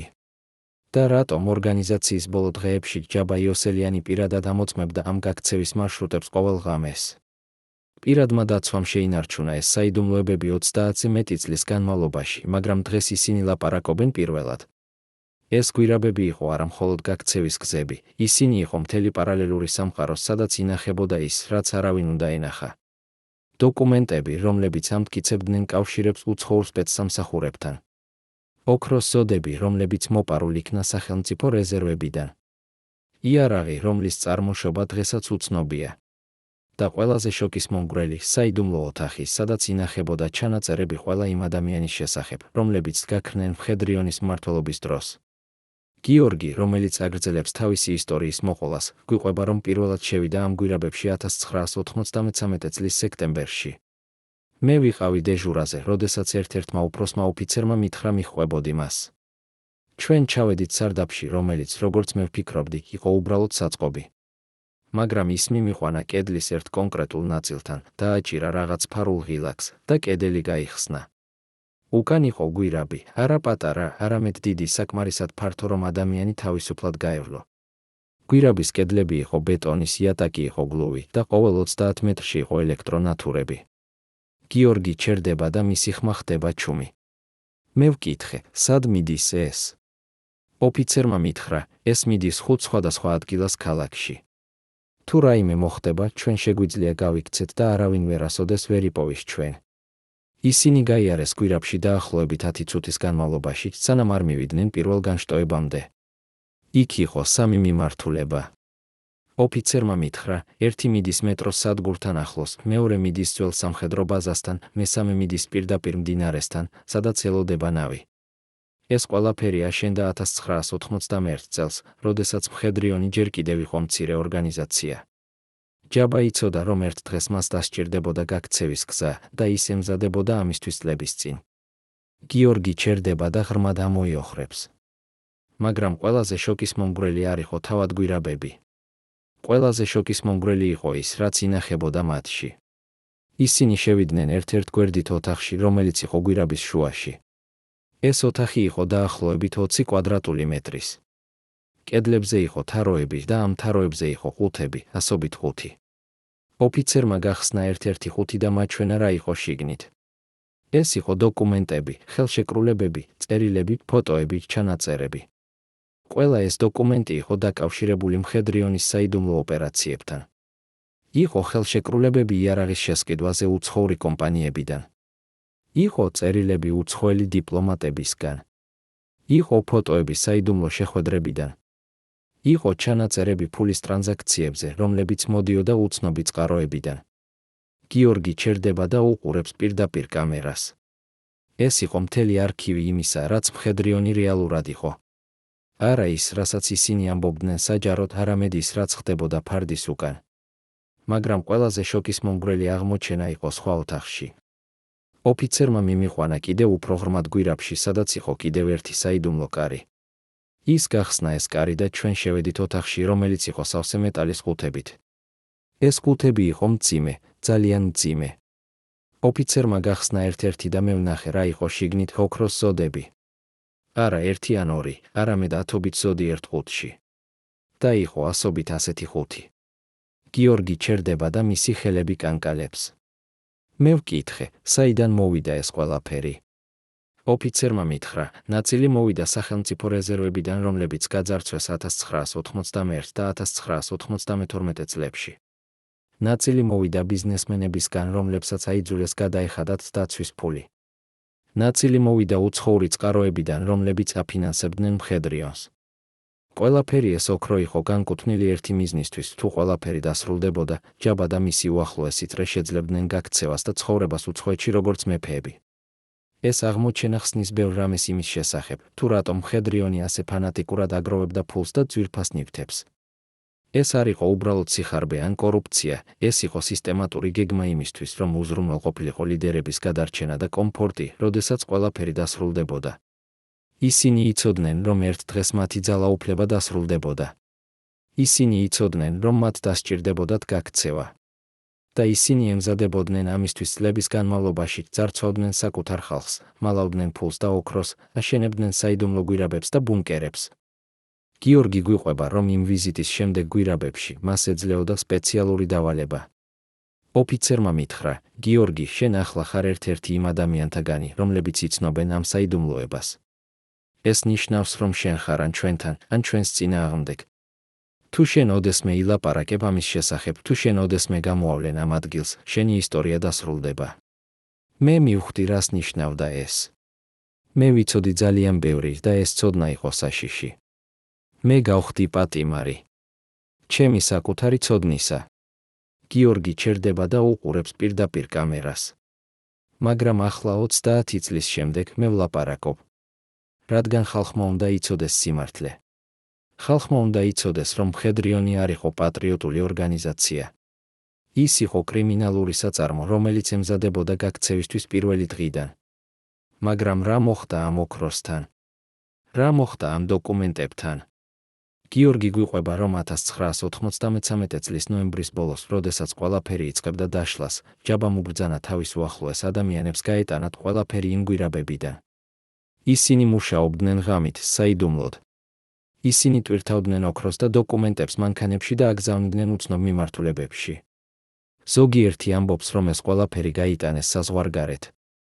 ზოგი ამბობს, რომ ეს დამარხეს სხვა საიდუმლო ადგილებში საქართველოში. მაგრამ სიმართლე არის ის, რომ არავინ იცის. ეს ოქრო, ეს დოკუმენტები, ისინი უბრალოდ გაქრნენ, ისევე როგორც მხედრიონი თავად. ეს ისტორია აჩენს ერთ ძალიან მნიშვნელოვან კითხვას, თუ ეს ოქრო და დოკუმენტები რეალურად გაიტანეს საზღვარგარეთ, სად არიან ისინი ახლა? ვინ აკონტროლებს მათ? და რატომ 30 წლის შემდეგ არავინ არ ეძებს მათ? ეს არის კითხვები, რომლებზეც პასუხი ჯერ კიდევ არ არის მიღებული. ეს არის კითხვები, რომლებიც აჩვენებს, რომ მხედრიონის ისტორია ჯერ კიდევ არ არის დასრულებული. რომ ჯერ კიდევ არსებობს საიდუმლოებები, რომლებიც ელოდებიან გამჟღავნებას. უშიშროების სამსახურმა ინახავდა სპეციალურ საქაღალდეებს კოდით 0544 საქაღალდეებს ისე საიდუმლოებს, რომ არსებობდა მხოლოდ 3 ასლი მთელ ქვეყანაში. ამ საქაღალდეებში იყო ინფორმაცია ჯაბა იოსელიანის ნამდვილი ჯანმრთელობის შესახებ, გაქცევის გეგმების შესახებ რევოლუციის შემთხვევაში და რაღაც ბევრად უფრო შოკის მომგვრელის შესახებ, ნამდვილი ურთიერთობების შესახებ ორგანიზაციის უახლოეს წრეში. რატომ ეს საქაღალდეები განადგურდა სწორედ იმ დღეს, როდესაც მოხდა ორგანიზაციის დაშლა? რა მალავდნენ ისინი, რაც იყო ისე საშიში, რომ უნდა გაქრებულიყო სამუდამოდ? და ვინ იყო ის ადამიანები, რომლებს ჰქონდათ წვდომა ამ საქაღალდებზე და რომლებმაც გადაწყვიტეს მათი განადგურება? ნინო, ყოფილი მედდა, გვიყვება, რომ მან ერთხელ ნახა ერთ-ერთი ამ საქაღალდიდან. ეს იყო 1993 წლის ოქტომბერი. მე ვიყავი სამედიცინო ოთახში, როდესაც ერთ-ერთი უფროსი ოფიცერი შემოვიდა ჯაბას სამედიცინო ჩანაწერებისთვის. ის ეძებდა რაღაც კონკრეტულს, ინფორმაციას ჯაბას გულის მდგომარეობის შესახებ. მე მივეცი მას ოფიციალური ჩანაწერები, მაგრამ ის თქვა, არა, მე მჭირდება ნამდვილი ჩანაწერები, ის რაც არის საქაღალდეში 0544. მე ვთქვი, რომ მე არ მქონდა წვდომა ამ საქაღალდეზე, რომ ეს იყო მხოლოდ ყველაზე მაღალი დონის ადამიანებისთვის. ოფიცერი გაბრაზდა, მაგრამ საბოლოოდ წავიდა. ნინო ჩერდება და მისი ხმა ხდება ჩუმი. მაგრამ ამ საუბრის შემდეგ მე გავხდი ცნობის მოყვარე. რა იყო ამ საქაღალდეში, რაც იყო ისე საიდუმლო, რამდენიმე დღის შემდეგ, ნინო მიპოვა შანსი. ერთ-ერთი უფროსი ექიმი დატოვა თავისი ოფისი ღია და მე ვნახე, რომ მის მაგიდაზე იდო ერთი საქაღალდე წითელი ხდით. მე შევედი და სწრაფად გადავხედე მას. ეს იყო ნაწილი იმ საიდუმლო არქივისა. იქ იყო სამედიცინო ანგარიშები, რომლებიც აღწერდნენ ჯაბას ნამდვილ მდგომარეობას, არა ის, რასაც ამბობდნენ საჯაროდ, არამედ ის, რაც რეალურად იყო. იქ იყო ჩანაწერები მისი გულის შეტევების შესახებ, მისი წნევის კრიზისების შესახებ, მისი პანიკური შეტევების შესახებ. იქ იყო სია მედიკამენტებით, რომლებსაც ის იღებდა, ზოგიერთი მათგანი იყო ისეთი ძლიერი, რომ ჩვეულებრივ გამოიყენებოდა მხოლოდ ძალიან სერიოზული დაავადებების შემთხვევაში. ნინო ჩერდება და ღრმად ამოიოხრებს. მაგრამ ყველაზე შოკისმომგვრელი იყო ბოლო გვერდი. იქ იყო ექიმის დასკვნა, დათარიღებული 1992 წლის მარტით. ექიმმა წერდა, პაციენტს აქვს მძიმე გულის დაავადება. თუ ის არ შეწყვეტს სტრესს და არ დაიწყებს სერიოზულ მკურნალობას, მას დარჩება მაქსიმუმ 2 წელი სიცოცხლისა. 2 წელი, ეს იყო 1992 წელს. ეს ნიშნავს, რომ ჯაბამ იცოდა 1992 წლიდან, რომ მისი დრო იყო შეზღუდული. ეს ინფორმაცია ხსნის ბევრ რამეს ჯაბას ქცევის შესახებ ბოლო წლებში. მისი მზარდი პარანოია, მისი სასოწარკვეთილი მცდელობა შეეგროვებინა რაც შეიძლება მეტი ფული, მისი ობსესია გაქცევის გეგმებით, ყველაფერი ეს იყო ადამიანის ქცევა, რომელმაც იცოდა, რომ მისი დრო იყო შეზღუდული. ის არ იყო უბრალოდ დიქტატორი, რომელიც ცდილობდა ძალაუფლების შენარჩუნებას. ის იყო ავადმყოფი ადამიანი, რომელიც რბოდა დროსთან, ცდილობდა უზრუნველყოფილიყო თავისი მომავალი, სანამ ის ჯანმრთელობა სრულიად არ დაკარგავდა. გიორგი გვიყვება, რომ 1993 წლის ნოემბერში ჯაბას ფიზიკური მდგომარეობა მკვეთრად გაუარესდა. ის ხდებოდა უფრო და უფრო სუსტი ყოველ დღეს. ზოგჯერ ის ვერ ადგებოდა სკამიდან საკუთარი ძალით.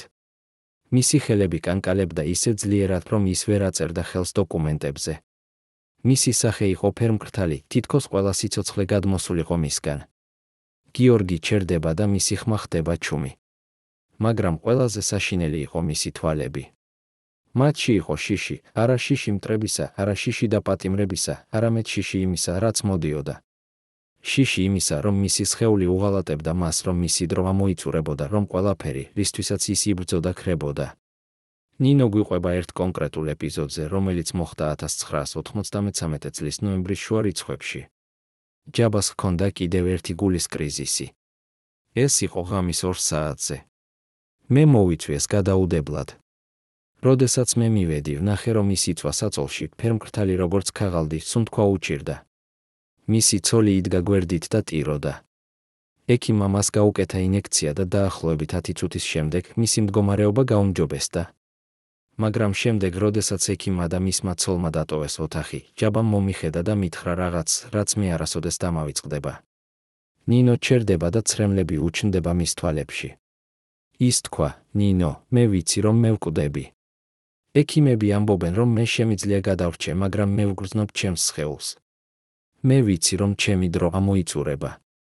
მე მხოლოდ მინდა ერთი რამ, მინდა დავინახო ჩემი შვილები კიდევ ერთხელ, სანამ ყველაფერი დასრულდება.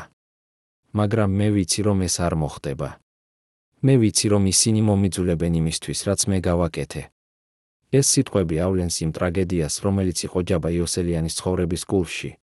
ის იყო ადამიანი, რომელმაც დაკარგა ყველაფერი, არა მხოლოდ ძალაუფლება და ფული, არამედ თავისი ოჯახი, თავისი ჯანმრთელობა, თავისი ღირსება. ის იყო ადამიანი, რომელიც იცოდა, რომ მისი ისტორია მალე დასრულდებოდა და რომ ის დასრულდებოდა არა დიდებით, არამედ სირცხვილით. გიორგი გვიყვება, რომ იმავე პერიოდში ორგანიზაციის შიგნით იწყებოდა პანიკა. ყველა იცოდა, რომ ჯაბა იყო ავად. ყველა იცოდა, რომ ის კარგავდა თავის ძალას. და ეს ნიშნავდა, რომ ორგანიზაცია კარგავდა თავის ლიდერს. ზოგიერთი ოფიცერი იწყებდა საკუთარი გეგმების შედგენას, გეგმებს იმისთვის, რომ დაეკავებინა ძალა, რომ დაეკავებინა ფული, რომ გადარჩენილიყო, როდესაც ყველაფერი დასრულდებოდა. გიორგი ჩერდება და უყურებს პირდაპირ კამერას. ეს იყო დასაწყისი ბოლოსი. როდესაც ლიდერი კარგავს თავის ძალას, როდესაც ის ხდება სუსტი, როდესაც ის აღარ შეუძლია კონტროლი, ორგანიზაცია იწყებს დაშლას შიგნიდან. მაგრამ ყველაზე შოკისმომგვრელი ნაწილი ამ ისტორიისა არის ის, რაც მოხდა იმ საიდუმლო საქაღალდეებთან. ნინო გვიყვება, 1993 წლის ნოემბრის ბოლოს, როდესაც ყველაფერი იწყებდა დაშლას, ერთ-ერთმა უფროსმა ოფიცერმა შეაგროვა ყველა ეს საიდუმლო საქაღალდე. ის თქვა, რომ ისინი უნდა განადგურებულიყვნენ, რომ არავინ არასოდეს უნდა ენახა რა იყო მათში. მე ვიყავი იქ, როდესაც ისინი წვავდნენ ამ დოკუმენტებს.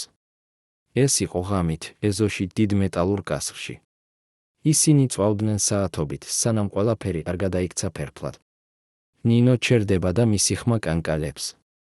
მე ვუყურებდი როგორ იცვოდა ეს ყველაფერი, ყველა ის საიდუმლოება, ყველა ის სიმართლე, ყველა ის მტკიცებულება იმისა, რაც რეალურად იყო მხედრიონი. ყველაფერი ეს გაქრა კვამლში და არავინ არასოდეს ვერ იცოდა სრულ სიმართლეს. ეს განადგურება იყო ბოლო მცდელობა დაემალათ ის, რაც რეალურად იყო მხედრიონი. მაგრამ რატომ? რა იყო იმ საქაღალდეებში, რაც იყო ისე საშიში, რომ უნდა განადგურებულიყო? ნინო გვიყვება, მე ვფიქრობ, რომ იქ იყო მტკიცებულებები კავშირების შესახებ უცხოურ სპეცსამსახურებთან. იქ იყო მტკიცებულებები კორუფციის შესახებ ყველაზე მაღალ დონეზე. იქ იყო მტკიცებულებები დანაშაულების შესახებ, რომლებიც ჩადენილი იქნა ორგანიზაციის სახელით. ყველაფერი ეს უნდა გაქრებულიყო, რადგან თუ ეს გამჟღავნდებოდა, ეს განადგურებდა არა მხოლოდ მხედრიონს, არამედ ბევრ სხვა ადამიანებს მთავრობაში, ადამიანებს ბიზნესში, ადამიანებს უცხოეთში. დღეს 30 წლის შემდეგ ეს საიდუმლოებები რჩება დამარხული. მაგრამ ხალხი, რომლებმაც იცოდნენ სიმართლე, ისინი ჯერ კიდევ ცხოვრობენ. და ზოგიერთი მათგანი, როგორც ნინო და გიორგი, ახლა ლაპარაკობენ. ისინი ყვებიან იმას, რასაც ნახეს, იმას, რაც იცოდნენ, იმას, რაც დამალეს წლების განმავლობაში. და მათი ისტორიები ავლენს სიმართლეს, რომელიც უნდა იცოდეს ყველამ. ფიქრობთ ბოლო ადამიანზე, რომელსაც სრულიად ენდობით. ახლა წარმოიდგინეთ, რომ ეს ადამიანი გღალატობთ თქვენი ცხოვრების ყველაზე ბნელ დღეს. ზუსტად ასე მოხდა ჯაბა იოსელიანთან. ერთი ადამიანი მისი უახლოესი წრიდან გაყიდა ის არმიას. უშიშროების სამსახურის ყოფილმა კადრებმა იციან ეს ისტორია. მათ ინახავდნენ დუმილს 25 წლის განმავლობაში. დღეს პირველად ისინი ეტყვიან სიმართლეს საქართველოს თანამედროვე ისტორიის ყველაზე დიდი ღალატის შესახებ. ვინ იყო ეს ადამიანი? რა აიძულა ის ღალატის ჩადონ თავის ხელმძღვანელს? და რატომ ამ ყველაფრის შემდეგ ის არასოდეს არ დაისაჯა? გიორგი გვიყვება, რომ 1993 წლის ნოემბრის ბოლოს მან შეიტყო, ვინ იყო ის ადამიანი, რომელმაც ღალატის ჩადინა ჯაბას. ეს იყო ადამიანი, რომელსაც ჩვენ ყველა ვიცნობდით როგორც მაიორს. ის იყო ერთ-ერთი ყველაზე ძლიერი ფიგურა ორგანიზაციაში, ადამიანი, რომელსაც ჰქონდა წვდომა ყველა საიდუმლოებაზე, ყველა ოპერაციაზე, ყველა გადაწყვეტილებაზე. ის იყო ჯაბას მარჯვენა ხელი, ადამიანი, რომელსაც ჯაბა ენდობოდა უფრო ვიდრე საკუთარ ძმას. გიორგი ჩერდება და მისი ხმა ხდება ჩუმი. მაგრამ 1993 წლის ზაფხულში რაღაც შეიცვალა. მაიორი დაიწყო უჩვეულო ქცევა. ის ხდებოდა უფრო ჩუმი, უფრო დახურული, ის იწყებდა საიდუმლო შეხვედრებს ადამიანებთან, რომლებიც არ იყვნენ მხედრიონიდან. ერთ-ერთი ყოფილი ოფიცერი, მოუხსენებთ მას როგორც ლევანს, გვიყვება, რომ მან ნახა ერთ-ერთი ეს საიდუმლო შეხვედრა. ეს იყო 1993 წლის აგვისტო. მე ვიყავი დეჟურაზე, როდესაც ვნახე, რომ მაიორი გავიდა შტაბიდან ღამის 11 საათზე. ეს იყო უჩვეულო, რადგან ჩვეულებრივ ის რჩებოდა შტაბში ღამით. მე გადავწყვიტე მიჰყვებოდი მას, არა იმიტომ, რომ მე ეჩვობდი რაიმეში, არამედ უბრალოდ ცნობის მოყვარეობიდან. ლევანი ჩერდება და ღრმად ამოიოხრებს. მაიორი წავიდა ერთ ძველ პარკში, სადაც შეხვდა ორ კაცს. ისინი ლაპარაკობდნენ დაახლოებით 10 წუთის განმავლობაში, შემდეგ ერთ-ერთმა კაცმა მისცა მას კონვერტი. მაიორმა აიღო კონვერტი, ჩაიდო ჯიბეში და წავიდა. მე ვერ გავიგე რაზე ლაპარაკობდნენ, მაგრამ მე ვნახე მათი სახეები, ისინი იყვნენ სერიოზულები, დაძაბულები, შეშინებულები. რამდენიმე კვირის შემდეგ ლევანმა შეიტყო, ვინ იყვნენ ის ორი კაცი. ისინი იყვნენ მთავრობის წარმომადგენლები. ისინი მუშაობდნენ უშიშროების სამსახურში. და ისინი აგროვებდნენ ინფორმაციას მხედრიონის შესახებ, ინფორმაციას, რომელსაც მათ შეეძლოთ გამოეყენებინათ ორგანიზაციის დასაშლელად. ლევანი ჩერდება და უყურებს პირდაპირ კამერას. მაიორი იყო ჯაშუში. ის აძლევდა ინფორმაციას მთავრობას. ის ღალატობდა ჯაბას, ღალატობდა ორგანიზაციას, ღალატობდა ყველას ჩვენგანს. მაგრამ რატომ? რა აიძულა მაიორი, ერთ-ერთი ყველაზე ძლიერი ადამიანი მხედრიონში, ღალატის ჩადონ თავის ხელმძღვანელს? გიორგი გვიყვება, მე ვფიქრობ, რომ მაიორმა მიხვდა, რომ ყველაფერი მთავრდებოდა. ის ხედავდა, როგორ ჯაბას ჯანმრთელობა უარესდებოდა. ის ხედავდა, როგორ ორგანიზაცია იშლებოდა შიგნიდან. ის ხედავდა, როგორ მთავრობა ემზადებოდა ჩარევისთვის.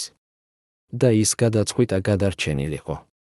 ის გადაწყვიტა გაეკეთებინა გარიგება მთავრობასთან, ინფორმაცია სანაცვლოდ იმუნიტეტისა. გიორგი ჩერდება და მისი ხმა ხდება უფრო ძლიერი. ეს იყო ღალატი, დიახ. მაგრამ ეს იყო ასევე გადარჩენის ინსტინქტი. მაიორმა აირჩია თავისი სიცოცხლე ერთგულების ნაცვლად.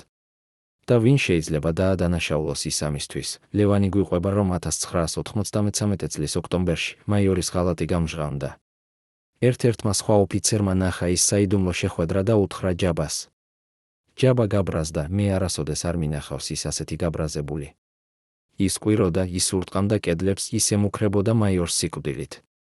მაგრამ მაიორი იყო ჭკვიანი. ის იცოდა, რომ ეს მოხდებოდა. და ის უკვე იყო მზად.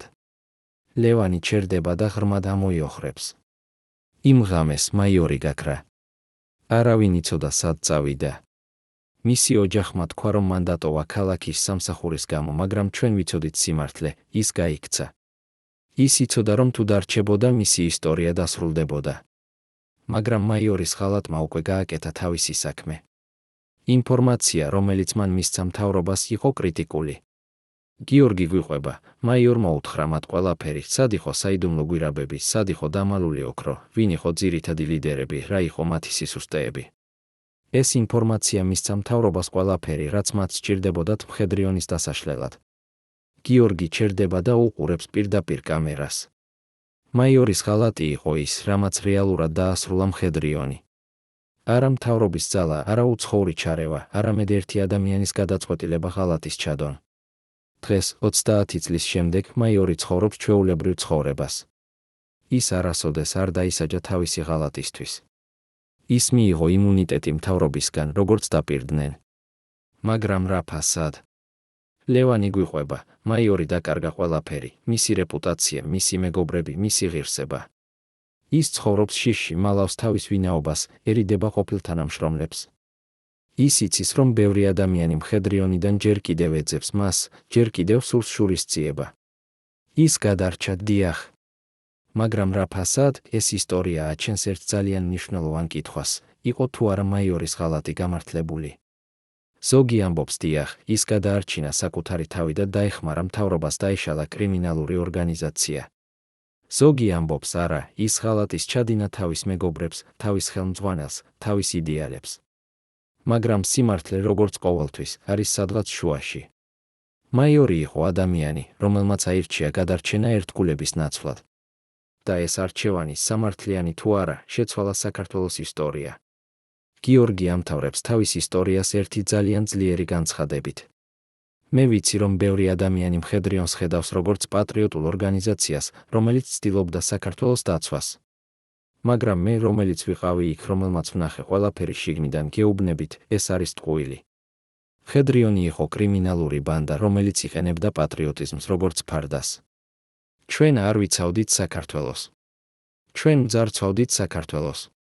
და ის ადამიანები, რომლებიც იყვნენ თავში, ისინი გამდიდრდნენ ჩვენი ხალხის ტანჯვაზე. ეს არის სიმართლე, რომელიც უნდა ითქვას. ეს არის სიმართლე, რომელიც უნდა იცოდეს ყველამ. და ეს არის სიმართლე, რომელიც მე ვიმედოვნებ დაეხმარება ჩვენს ქვეყანას არასოდეს გაიმეოროს ეს შეცდომები. 1993 წლის დეკემბრის დასაწყისში, როდესაც საქართველოს არმიამ შევიდა მხედრიონის შტაბში, მათ იპოვეს რაღაც, რაც არასოდეს უნდა არსებულიყო. ვიდეო ჩანაწერები ორგანიზაციის ბოლო საათებიდან, პირადი საუბრები ჯაბასა და მის უახლოეს წრეს შორის და გაქცევის გეგმები ისე საიდუმლოები, რომ თუნდაც უშიშროების სამსახურის მაღალ ჩინოსნებმა წარიცოდნენ მათი არსებობა. მაგრამ 25 დეკემბრის შემდეგ ეს მტკიცებულებები გაქრა კვალის გარეშე. ვინ წაიღო ისინი? და რაც ყველაზე მნიშვნელოვანია, რას მალავდნენ ეს ჩანაწერები, რომლებიც ღირდა იმდენი ადამიანის სიცოცხლე. ეს დოკუმენტი შეიძლებოდა ღირსებულიყო სიცოცხლეებისა, ყვითელი ქაღალდი, ფარული ბეჭდები, საიდუმლოების გრიფები, რომლებიც ამტკიცებდნენ კავშირებს, რომლებიც არასოდეს უნდა გამჟღავნებულიყო. გიორგი, რომელიც აგრძელებს თავისი ისტორიის მოყოლას, გვიყვება, რომ ის იყო ერთ-ერთი ბოლო ადამიანი, რომელმაც ნახა ჯაბა იოსელიანი თავისუფლად. ეს იყო 1993 წლის ნოემბრის ბოლო. ყველაფერი იყო ქაოსში. ჯარისკაცები გაქცეულან, ოფიცრები მალავდნენ ფულს, ლიდერები ცდილობდნენ გაქცევის გზების პოვნას. და ჯაბა იჯდა თავის ოფისში, მარტო დაღლილი, დამარცხებული. გიორგი ჩერდება და მისი ხმა კანკალებს. მე შევედი და ვკითხე, რას აპირებთ? ის მომხედა და უთხრა, გიორგი, მე აღარ ვაპირებ არაფერს. თამაში დასრულდა. ისინი მოვლენ ჩემთვის და მე ვიცი, რომ მე ვერ გავიქცევი. ჩემი სხეული მიღალატა. ჩემი ადამიანები მიღალატეს. ყველაფერი, რისთვისაც მე ვიბრძოდი, აღმოჩნდა ტყუილი. ამ საუბრის შემდეგ გიორგიმ ნახა რაღაც, რაც მას არასოდეს დაავიწყდება. ჯაბამ გახსნა თავისი მაგიდის უჯრა და ამოიღო ერთი პატარა ნოუთბუქი. ის თქვა, ეს არის ყველაფერი, ყველა სახელი, ყველა ოპერაცია, ყველა საიდუმლოება. თუ ეს ოდესმე გამჟღავნდება, ეს განადგურებს არა მხოლოდ მხედრიონს, არამედ ბევრ სხვა ადამიანებს მთავრობაში, ადამიანებს ბიზნესში, ადამიანებს უცხოეთში. მე ვინახავდი ამას როგორც დაზღვევას, მაგრამ ახლა მე ვიცი, რომ ეს არაფერს არ შველის. გიორგი ჩერდება და ღრმად ამოიოხრებს. შემდეგ ჯაბამ გააკეთა რაღაც, რაც მე არ მოველოდი, მან მომცა ეს ნოუთბუქი. ის თქვა, წაიღე ეს. დამალე ეს. ერთ დღეს, როდესაც დრო მოვა, გამოაქვეყნე ეს. ხალხმა უნდა იცოდეს სიმართლე. მაგრამ არა ახლა. არა ჯერ. მე ვიყავი შოკში. მე ვკითხე, რატომ მე? რატომ არა ვინმე უფრო ძლიერი, უფრო მნიშვნელოვანი? ჯაბამ მითხრა, რადგან შენ ხარ პატიოსანი. შენ ხარ ერთ-ერთი ცოტა ადამიანი ამ ორგანიზაციაში, რომელიც ჯერ კიდევ აქვს სინდისი. გიორგიმ წაიღო ეს ნოუთბუქი და დამალა ის. მე ვინახავდი ამას 30 წლის განმავლობაში. მე არასოდეს არ გავხსენი ის, არასოდეს არ წავიკითხე ის სრულად. მე ვიცოდი, რომ ეს იყო საშიში, ძალიან საშიში. მაგრამ ახლა, როდესაც ჯაბა აღარ არის, როდესაც მხედრიონი აღარ არსებობს, როდესაც ბევრი იმ ადამიანებიდან, რომლებიც იყვნენ ჩართულები, უკვე წავიდნენ, მე ვფიქრობ, რომ დრო მოვიდა. დრო მოვიდა სიმართლისთვის. გიორგი ჩერდება და უყურებს პირდაპირ კამერას. მაგრამ მე ვერ გავაკეთებ ეს მარტო. მე სჭირდება დახმარება ჟურნალისტებისგან, ისტორიკოსებისგან, იურისტებისგან. რადგან ის, რაც არის ამ ნოუთბუქში, არის ისე დიდი, ისე რთული, ისე საშიში, რომ ერთი ადამიანი ვერ გაართვას თავი ამას. ამ გამოცხადებამ შექმნა ახალი კითხვები. რა არის ამ ნოუთბუქში? რა სახელებია იქ? რა ოპერაციებია აღწერილი? და რატომ 30 წლის შემდეგ ეს ინფორმაცია ჯერ კიდევ არის საშიში? ნინო, ყოფილი მედგა გვიყვება, რომ მას აქვს თავისი თეორია. მე ვფიქრობ, რომ ამ ნოუთბუქში არის მტკიცებულებები იმისა, რომ მხედრიონი არ იყო დამოუკიდებელი ორგანიზაცია. ნე. ვფიქრობ, რომ იქ არის მტკიცებულებები კავშირების შესახებ უცხოურ სპეცსამსახურებთან, შესაძლოა რუსულთან, შესაძლოა ამერიკულთან, შესაძლოა სხვა ქვეყნებთან. მე ვფიქრობ, რომ იქ არის მტკიცებულებები იმისა, რომ ზოგიერთი ადამიანი მთავრობაში იცოდა რა ხდებოდა და არაფერს აკეთებდა ამის შესაჩერებლად. მე ვფიქრობ, რომ იქ არის მტკიცებულებები იმისა, რომ მხედრიონი იყო ნაწილი ბევრად უფრო დიდი თამაშისა, რომელშიც ჩართული იყვნენ ძალები, რომლებიც ბევრად უფრო ძლიერები იყვნენ, ვიდრე ჯაბა იოსელიანი. ეს თეორია ხსნის ბევრ რამეს. ის ხსნის, რატომ მხედრიონს ჰქონდა წვდომა იარაღზე, რომელიც არ უნდა ყოფილიყო ხელმისაწვდომი. ის ხსნის, რატომ ორგანიზაციას ჰქონდა ფული, რომლის წარმოშობა არასოდეს არ ყოფილა ახსნილი. ის ხსნის, რატომ მთავრობა ასე დიდხანს არ ერეოდა, მიუხედავად იმისა, რომ ყველა იცოდა რა ხდებოდა. და ის ხსნის, რატომ, როდესაც ყველაფერი დასრულდა, არავინ არ დაისაჯა, არც ლიდერები, რომლებმაც წაიღეს მილიონები, არც ის ოფიცრები, რომლებმაც ბრძანეს ძარცვა და ძალადობა, არც ის ადამიანები მთავრობაში, რომლებმაც იცოდნენ და არაფერი გააკეთეს. 1993 წლის დეკემბრის შუა რიცხვებში, მხედრიონის ბოლო დღეებში, ორგანიზაციის შიგნით იყო ატმოსფერა სრული პანიკისა და ღალატისა. ყველა იცოდა, რომ ბოლო მოდიოდა, მაგრამ არავინ იცოდა როგორ. ზოგი ელოდა არმიის შეტევას. ზოგი ელოდა მასობრივ დაპატიმრებებს. ზოგი ელოდა უბრალოდ დაშლას, ქაოსს, ანარქიას. მაგრამ ის, რაც რეალურად მოხდა, იყო რაღაც ბევრად უფრო რთული, ბევრად უფრო ტრაგიკული. ლევანი, ყოფილი ოფიცერი, გვიყვება, რომ ბოლო კვირებში ორგანიზაციის შიგნით დაიწყო რაღაც, რაც შეიძლება ეწოდოს ჩუმი ომი. ეს არ იყო ღია კონფლიქტი. ეს იყო ჩრდილოვანი ბრძოლა ძალაუფლებისთვის, ფულისთვის, გადარჩენისთვის. სხვადასხვა ჯგუფები ორგანიზაციის შიგნით იწყებდნენ საკუთარი გეგმების შედგენას. ზოგი ცდილობდა მოლაპარაკებას მთავრობასთან. ზოგი ცდილობდა ფულის და ოქროს დამალვას. ზოგი ცდილობდა გაქცევას საზღვარგარეთ. და ყველა ეს ხდებოდა ფარდის უკან, საიდუმლოდ ღალატით. ლევანი ჩერდება და მისი ხმა ხდება ჩუმი. ეს იყო ყველაზე მტკივნეული ნაწილი, ნახვა როგორ ადამიანები, რომლებიც ოდესღაც იყვნენ ძმები, ხდებოდნენ მტრები.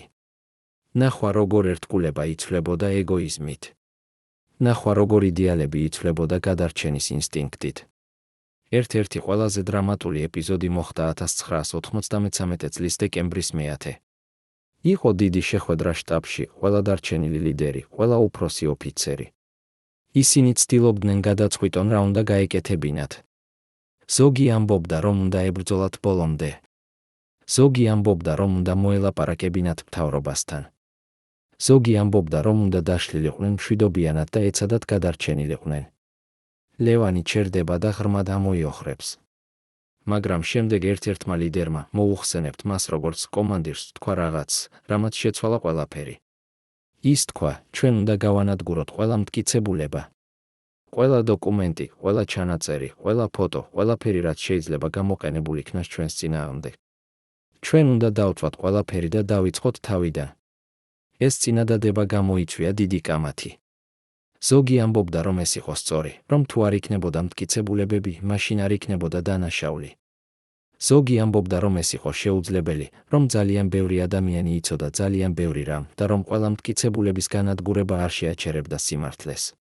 მაგრამ საბოლოოდ კომანდირმა მოიგო. ის თქვა, ჩვენ არ გვაქვს არჩევანი. თუ ეს მტკიცებულებები დარჩება, ჩვენ ყველა დავპატიმრდებით. ზოგი ჩვენგანი მოკვდება ციხეში. ზოგი ჩვენგანი დაკარგავს ყველაფერს. ეს არის ჩვენი ერთადერთი შანსი. ლევანი ჩერდება და უყურებს პირდაპირ კამერას. და ასე დაიწყო დიდი განადგურება. მომდევნო რამდენიმე დღის განმავლობაში მხედრიონის შტაბში მიმდინარეობდა სისტემატური განადგურება ყველა მტკიცებულებისა. ისინი წვავდნენ დოკუმენტებს, ანადგურებდნენ კომპიუტერულ ფაილებს, ამსხვრევდნენ ვიდეო ჩანაწერებს. ყველაფერი, რაც შეიძლებოდა დაკავშირებულიყო მხედრიონის დანაშაულებთან, უნდა გაქრებულიყო. გიორგი გვიყვება, რომ ის იყო ერთ-ერთი იმ ადამიანთაგანი, რომლებსაც დაევალათ ეს საქმე. ეს იყო ყველაზე რთული რამ, რაც მე ოდესმე გამიკეთებია. მე ვწვავდი დოკუმენტებს, რომლებიც ამტკიცებდნენ დანაშაულებებს, ძარცვებს, ძალადობას, მკვლელობებს. მე ვანადგურებდი მტკიცებულებებს, რომლებიც შეიძლებოდა მიეცა სამართლიანობა მსხვერპლებს. მე ვაკეთებდი რაღაც, რაც იყო არა მხოლოდ უკანონო, არამედ უზნეო. გიორგი ჩერდება და ცრემლები უჩნდება მის თვალებში. მაგრამ მე ვაკეთებდი ამას, რადგან მე ვიყავი შეშინებული. შეშინებული იმისა, რაც მოხდებოდა თუ მე უარს ვიტყოდი. შეშინებული იმისა, რომ მე თვითონ ვიქნებოდი მომდევნო მსხვერპლი. მაგრამ არა, ყველა მტკიცებულება განადგურდა. ნინო გვიყვება, რომ ზოგიერთმა ადამიანმა, რომელიც მუშაობდა განადგურების პროცესში, საიდუმლოდ შეინახა ზოგიერთი დოკუმენტი. ისინი იცოდნენ, რომ ეს იყო საშიში, მაგრამ ისინი ასევე იცოდნენ, რომ ეს იყო სწორი. ისინი იცოდნენ, რომ ერთ დღეს ეს მტკიცებულებები შეიძლებოდა გამოყენებულიყო სიმართლის დასადგენად, სამართლიანობის მისაღწევად. ნინო ჩერდება და მისი ხმა ხდება ჩუმი. მე ვიყავი ერთ-ერთი ამ ადამიანთაგანი. მე შევინახე რამდენიმე სამედიცინო ჩანაწერები, რომლებიც ამტკიცებდნენ ჯაბას ნამდვილ ჯანმრთელობას, ჩანაწერები, რომლებიც აჩვენებდნენ, როგორ ის იყენებდა ძვირადღირებულ მედიკამენტებს იმ დროს, როდესაც ჩვეულებრივი ადამიანები კვდებოდნენ ელემენტარული დახმარების გარეშე. მე დავმალე ეს დოკუმენტები და ვინახავდი მათ 30 წლის განმავლობაში. და ახლა მე მზად ვარ გავაკეთო ისინი საჯარო. ეს გამოცხადებები აჩენს ერთ ძალიან მნიშვნელოვან კითხვას, რამდენი მტკიცებულება ჯერ კიდევ არსებობს. რამდენი ადამიანი ინახავს საიდუმლოებებს, რომლებიც შეიძლება შეცვალოს ჩვენი გაგება მხედრიონის შესახებ. და რატომ 30 წლის შემდეგ ისინი ახლა ლაპარაკობენ? 1993 წლის დეკემბრის 21 იყო ბოლო დღე, როდესაც მხედრიონი არსებობდა როგორც ორგანიზაცია. იმ დღეს, ადრე დილით, საქართველოს არმიამ შემოარტყა შტაბი. არ იყო გასროლები, არ იყო ბრძოლა, არ იყო წინააღმდეგობა. ის რამდენიმე ადამიანი, რომლებიც ჯერ კიდევ იყვნენ იქ, უბრალოდ დანებდნენ. ისინი იცოდნენ, რომ ყველაფერი დასრულდა. გიორგი იყო იქ იმ დილას. მე ვიდექი შტაბის ეზოში, როდესაც ვნახე, როგორ შემოვიდნენ სამხედრო მანქანები. ჯარისკაცები გამოვიდნენ იარაღით, მაგრამ მათ არ დასჭირდათ მისი გამოყენება. ჩვენ, რომლებიც ვიყავით იქ, უბრალოდ ავიღეთ ხელები და დავნებდით. ეს იყო დასასრული, არა დრამატული, არა ძალადობრივი, არამედ უბრალოდ ჩუმი, სევდიანი, დამარცხებული. გიორგი ჩერდება და მისი ხმა კანკალებს. მე ვნახე, როგორ წაიყვანეს ზოგიერთი ჩვენი ლიდერი. ისინი არ წინააღმდეგობდნენ. ისინი არ ყვიროდნენ. ისინი უბრალოდ დადიოდნენ, თავები დახრილი, თითქოს ისინი უკვე იცოდნენ რა ელოდათ. და მე მაშინ ვიფიქრე, ეს არის ბოლო. ბოლო იმ ორგანიზაციისა, რომელიც ოდესღაც აკონტროლებდა ქალაქს. ბოლო იმ იდეის, რომელიც ოდესღაც ჩანდა როგორც საქართველოს გადარჩენა. ბოლო იმ ტყუილის, რომელშიც ჩვენ ყველა გვჯეროდა. ლევანი გვიყვება, რომ იმავე დღეს ის ნახა რაღაც, რაც მას არასოდეს დაავიწყდება. მე ვიყავი ერთ-ერთ ოთახში, როდესაც ვნახე ერთი ყოფილი ოფიცერი, ადამიანი, რომელიც ოდესღაც იყო ძალიან ძლიერი, ძალიან შეშინებული, ძალიან პატივსაცემი. ის იჯდა კუთხეში და ტიროდა. უბრალოდ იჯდა და ტიროდა, როგორც პატარა ბავშვი. მე მივუახლოვდი და ვკითხე, რა მოხდა. ის მომხედა და უთხრა, ყველაფერი დასრულდა. ყველაფერი, რისთვისაც მე ვიბრძოდი, ყველაფერი, რისთვისაც მე გავწირე ჩემი ცხოვრება, ყველაფერი იყო ტყუილი. და ახლა მე დარჩა არაფერი. არა ოჯახი, არა მეგობრები, არა მომავალი. მხოლოდ სირცხვილი და მწუხარება. ლევანი ჩერდება და ღრმად ამოიოხრებს. ეს იყო ყველაზე ტრაგიკული რამ, რაც მე ოდესმე მინახავს, ნახვა როგორ ძლიერი ადამიანი იშლება, როგორ ის კარგავს ყველაფერს, როგორ ის რჩება მარტო თავის სირცხვილთან. მაგრამ რა მოხდა ჯაბა იოსელიანთან? გიორგი გვიყვება, რომ ის ბოლო ადამიანი, რომელმაც ნახა ჯაბა თავისუფლად იყო ნინო, ყოფილი მედდა. ის მოვიდა ჩემთან იმ დილას და მითხრა, რომ ჯაბა სთხოვდა მას. მე წავედი მასთან ერთად. ჯაბა იყო თავის ოფისში, იჯდა თავის მაგიდასთან, უყურებდა ფანჯარას. როდესაც ჩვენ შევედით, ის არ მოიბრუნა. ის უბრალოდ თქვა, ნინო, გიორგი, მადლობა რომ მოხვედით. მე მინდა ვთქვა თქვენთვის ბოლო რამ. ნინო ჩერდება და ცრემლები უჩნდება მის თვალებში. ჯაბამ მოიბრუნა და ჩვენ ვნახეთ მისი სახე. ის იყო ფერმკრთალი, დაღლილი, დამარცხებული. მაგრამ მის თვალებში იყო რაღაც სხვა, არა შიში, არა გაბრაზება, არამედ რაღაც როგორც მშვიდობა. თითქოს ის საბოლოოდ მიეგო თავის ბედს. ჯაბამ უთხრა მათ რაღაც, რაც ნინო არასოდეს დაავიწყდება. ის თქვა, მე ვიცი, რომ მე გავაკეთე ბევრი ცუდი რამ. მე ვიცი, რომ მე დავაზიანე ბევრი ადამიანი. მე ვიცი, რომ მე ვტყუოდი საკუთარ თავს, რომ მე ვაკეთებდი რაღაც დიდს, რაღაც მნიშვნელოვანს. მაგრამ სიმართლე არის ის, რომ მე უბრალოდ ვიყავი კიდევ ერთი ადამიანი, რომელმაც მოიტყუა საკუთარი თავი ძალაუფლებით და ფულით. და ახლა, როდესაც ყველაფერი დასრულდა, მე რჩება მხოლოდ ერთი რამ, სინანული. ნინო ჩერდება და მისი ხმა კანკალებს. შემდეგ ჯაბამ მომხედა და უთხრა, ნინო, გიორგი, გთხოვთ გაიხსენოთ ერთი რამ, ნუ გახდებით როგორც მე. ნუ მოიტყუებთ საკუთარ თავს, რომ ძალა და ფული მოგცემთ ბედნიერებას. ეს მხოლოდ მოგცემთ სიცარიელეს და სინანულს. იცხოვრეთ პატიოსნად, იცხოვრეთ სინდისით, იცხოვრეთ სიყვარულით. ეს არის ერთადერთი რამ, რაც რეალურად აქვს მნიშვნელობა. რამდენიმე საათის შემდეგ ჯაბა იოსელიანი წაიყვანეს. გიორგი გვიყვება, მე ვნახე, როგორ ის გამოვიდა შენობიდან. ის დადიოდა ნელა, თავი დახრილი, ხელები შეკრული. მის გარშემო იყო ჯარისკაცები, მაგრამ ის არ უყურებდა მათ. ის უბრალოდ დადიოდა, თითქოს ის იყო მარტო, თითქოს ის უკვე იყო სხვა სამყაროში. გიორგი ჩერდება და უყურებს პირდაპირ კამერას. ეს იყო ბოლო ჯერ, როდესაც მე ვნახე ჯაბა იოსელიანი თავისუფლად. და ეს იყო ბოლო დღე მხედრიონისა. მხედრიონის დაშლის შემდეგ საქართველო შევიდა ახალ ეპოქაში. ქვეყანა, რომელიც იყო გაწყვეტილი ომებით, ქაოსით, კრიმინალური ორგანიზაციებით, ნელ-ნელა იწყებდა აღდგენას. მაგრამ ნაციბურები, რომლებიც დატოვა მხედრიონმა, რჩებოდა ღრმა და მტკივნეული. ბევრი ყოფილი მხედრიონელი ცდილობდა დაბრუნებას ნორმალურ ცხოვრებაში. ზოგი იპოვა სამუშაო, ზოგმა შექმნა ოჯახი, ზოგი წავიდა საზღვარგარეთ. მაგრამ ყველა მათგანი ატარებდა იმ წარსულს თავიანთ გულში, იმ დანაშაულებს, რომლებიც ჩაიდინეს იმ ადამიანებს, რომლებიც დააზარალეს იმ ტყუილს, რომელშიც ისინი სჯეროდათ. გიორგი დღეს ცხოვრობს ჩვეულებრივ ცხოვრებას თბილისის გარეუბანში. მას აქვს პატარა მაღაზია, სადაც ის ყიდის საყოფაცხოვრებო ნივთებს. მას აქვს ცოლი და 2 შვილი. მაგრამ ის არასოდეს არ დაივიწყებს იმ წლებს, როდესაც ის იყო მხედრიონში. ყოველ ღამეს, სანამ მე დავიძინებ, მე ვიხსენებ იმ ადამიანებს, რომლებსაც ჩვენ დავაზიანეთ. მე ვიხსენებ იმ ოჯახებს, რომლებიც ჩვენ განვადგურეთ. მე ვიხსენებ იმ ტყუილს, რომელშიც მე ვსჯეროდი. და მე ვცდილობ ვიცხოვრო ისე, რომ ერთი დღეს შესაძლოა მე შევძლო გამოსყიდვა იმისა, რაც მე გავაკეთე. ნინო დღეს მუშაობს როგორც მე და ერთ-ერთ თბილისის საავადმყოფოში. მას აქვს 7 ცხოვრება, მაგრამ ის ასევე ატარებს იმ მოგონებებს. მე ვნახე ბევრი რამ, რაც არავინ არასოდეს უნდა ენახა. მე ვნახე, როგორ ძალა აფუჭებს ადამიანებს, როგორ ფული ცვლის ადამიანებს, როგორ ტყუილი ანადგურებს ადამიანებს. და ახლა, როდესაც მე ვმუშაობ როგორც მე და მე ვცდილობ დავეხმარო ადამიანებს, არა იმიტომ, რომ ეს არის ჩემი სამუშაო, არამედ იმიტომ, რომ ეს არის ჩემი გზა გამოსყიდვისკენ. ლევანი წავიდა საზღვარგარეთ მალევე მხედრიონის დაშლის შემდეგ. ის ცხოვრობს ევროპაში, მუშაობს მშენებლობაზე და ცდილობს დაივიწყოს იმ წარსული. მაგრამ ის იცის, რომ ეს შეუძლებელია. შენ ვერ გაექცევი შენს წარსულს. შენ ვერ დაივიწყებ იმას, რაც შენ გააკეთე. ეს ყოველთვის იქნება შენთან, ყოველთვის გახსენდება, ყოველთვის გტანჯავს. რაც შეეხება ჯაბა იოსელიანს, მისი ისტორია დასრულდა ისე, როგორც ბევრი დიქტატორის ისტორია სრულდება. ის გაატარა წლები იზოლაციაში, მისი ჯანმრთელობა გაუარესდა და საბოლოოდ მისი გზა მიაღწია დასასრულს.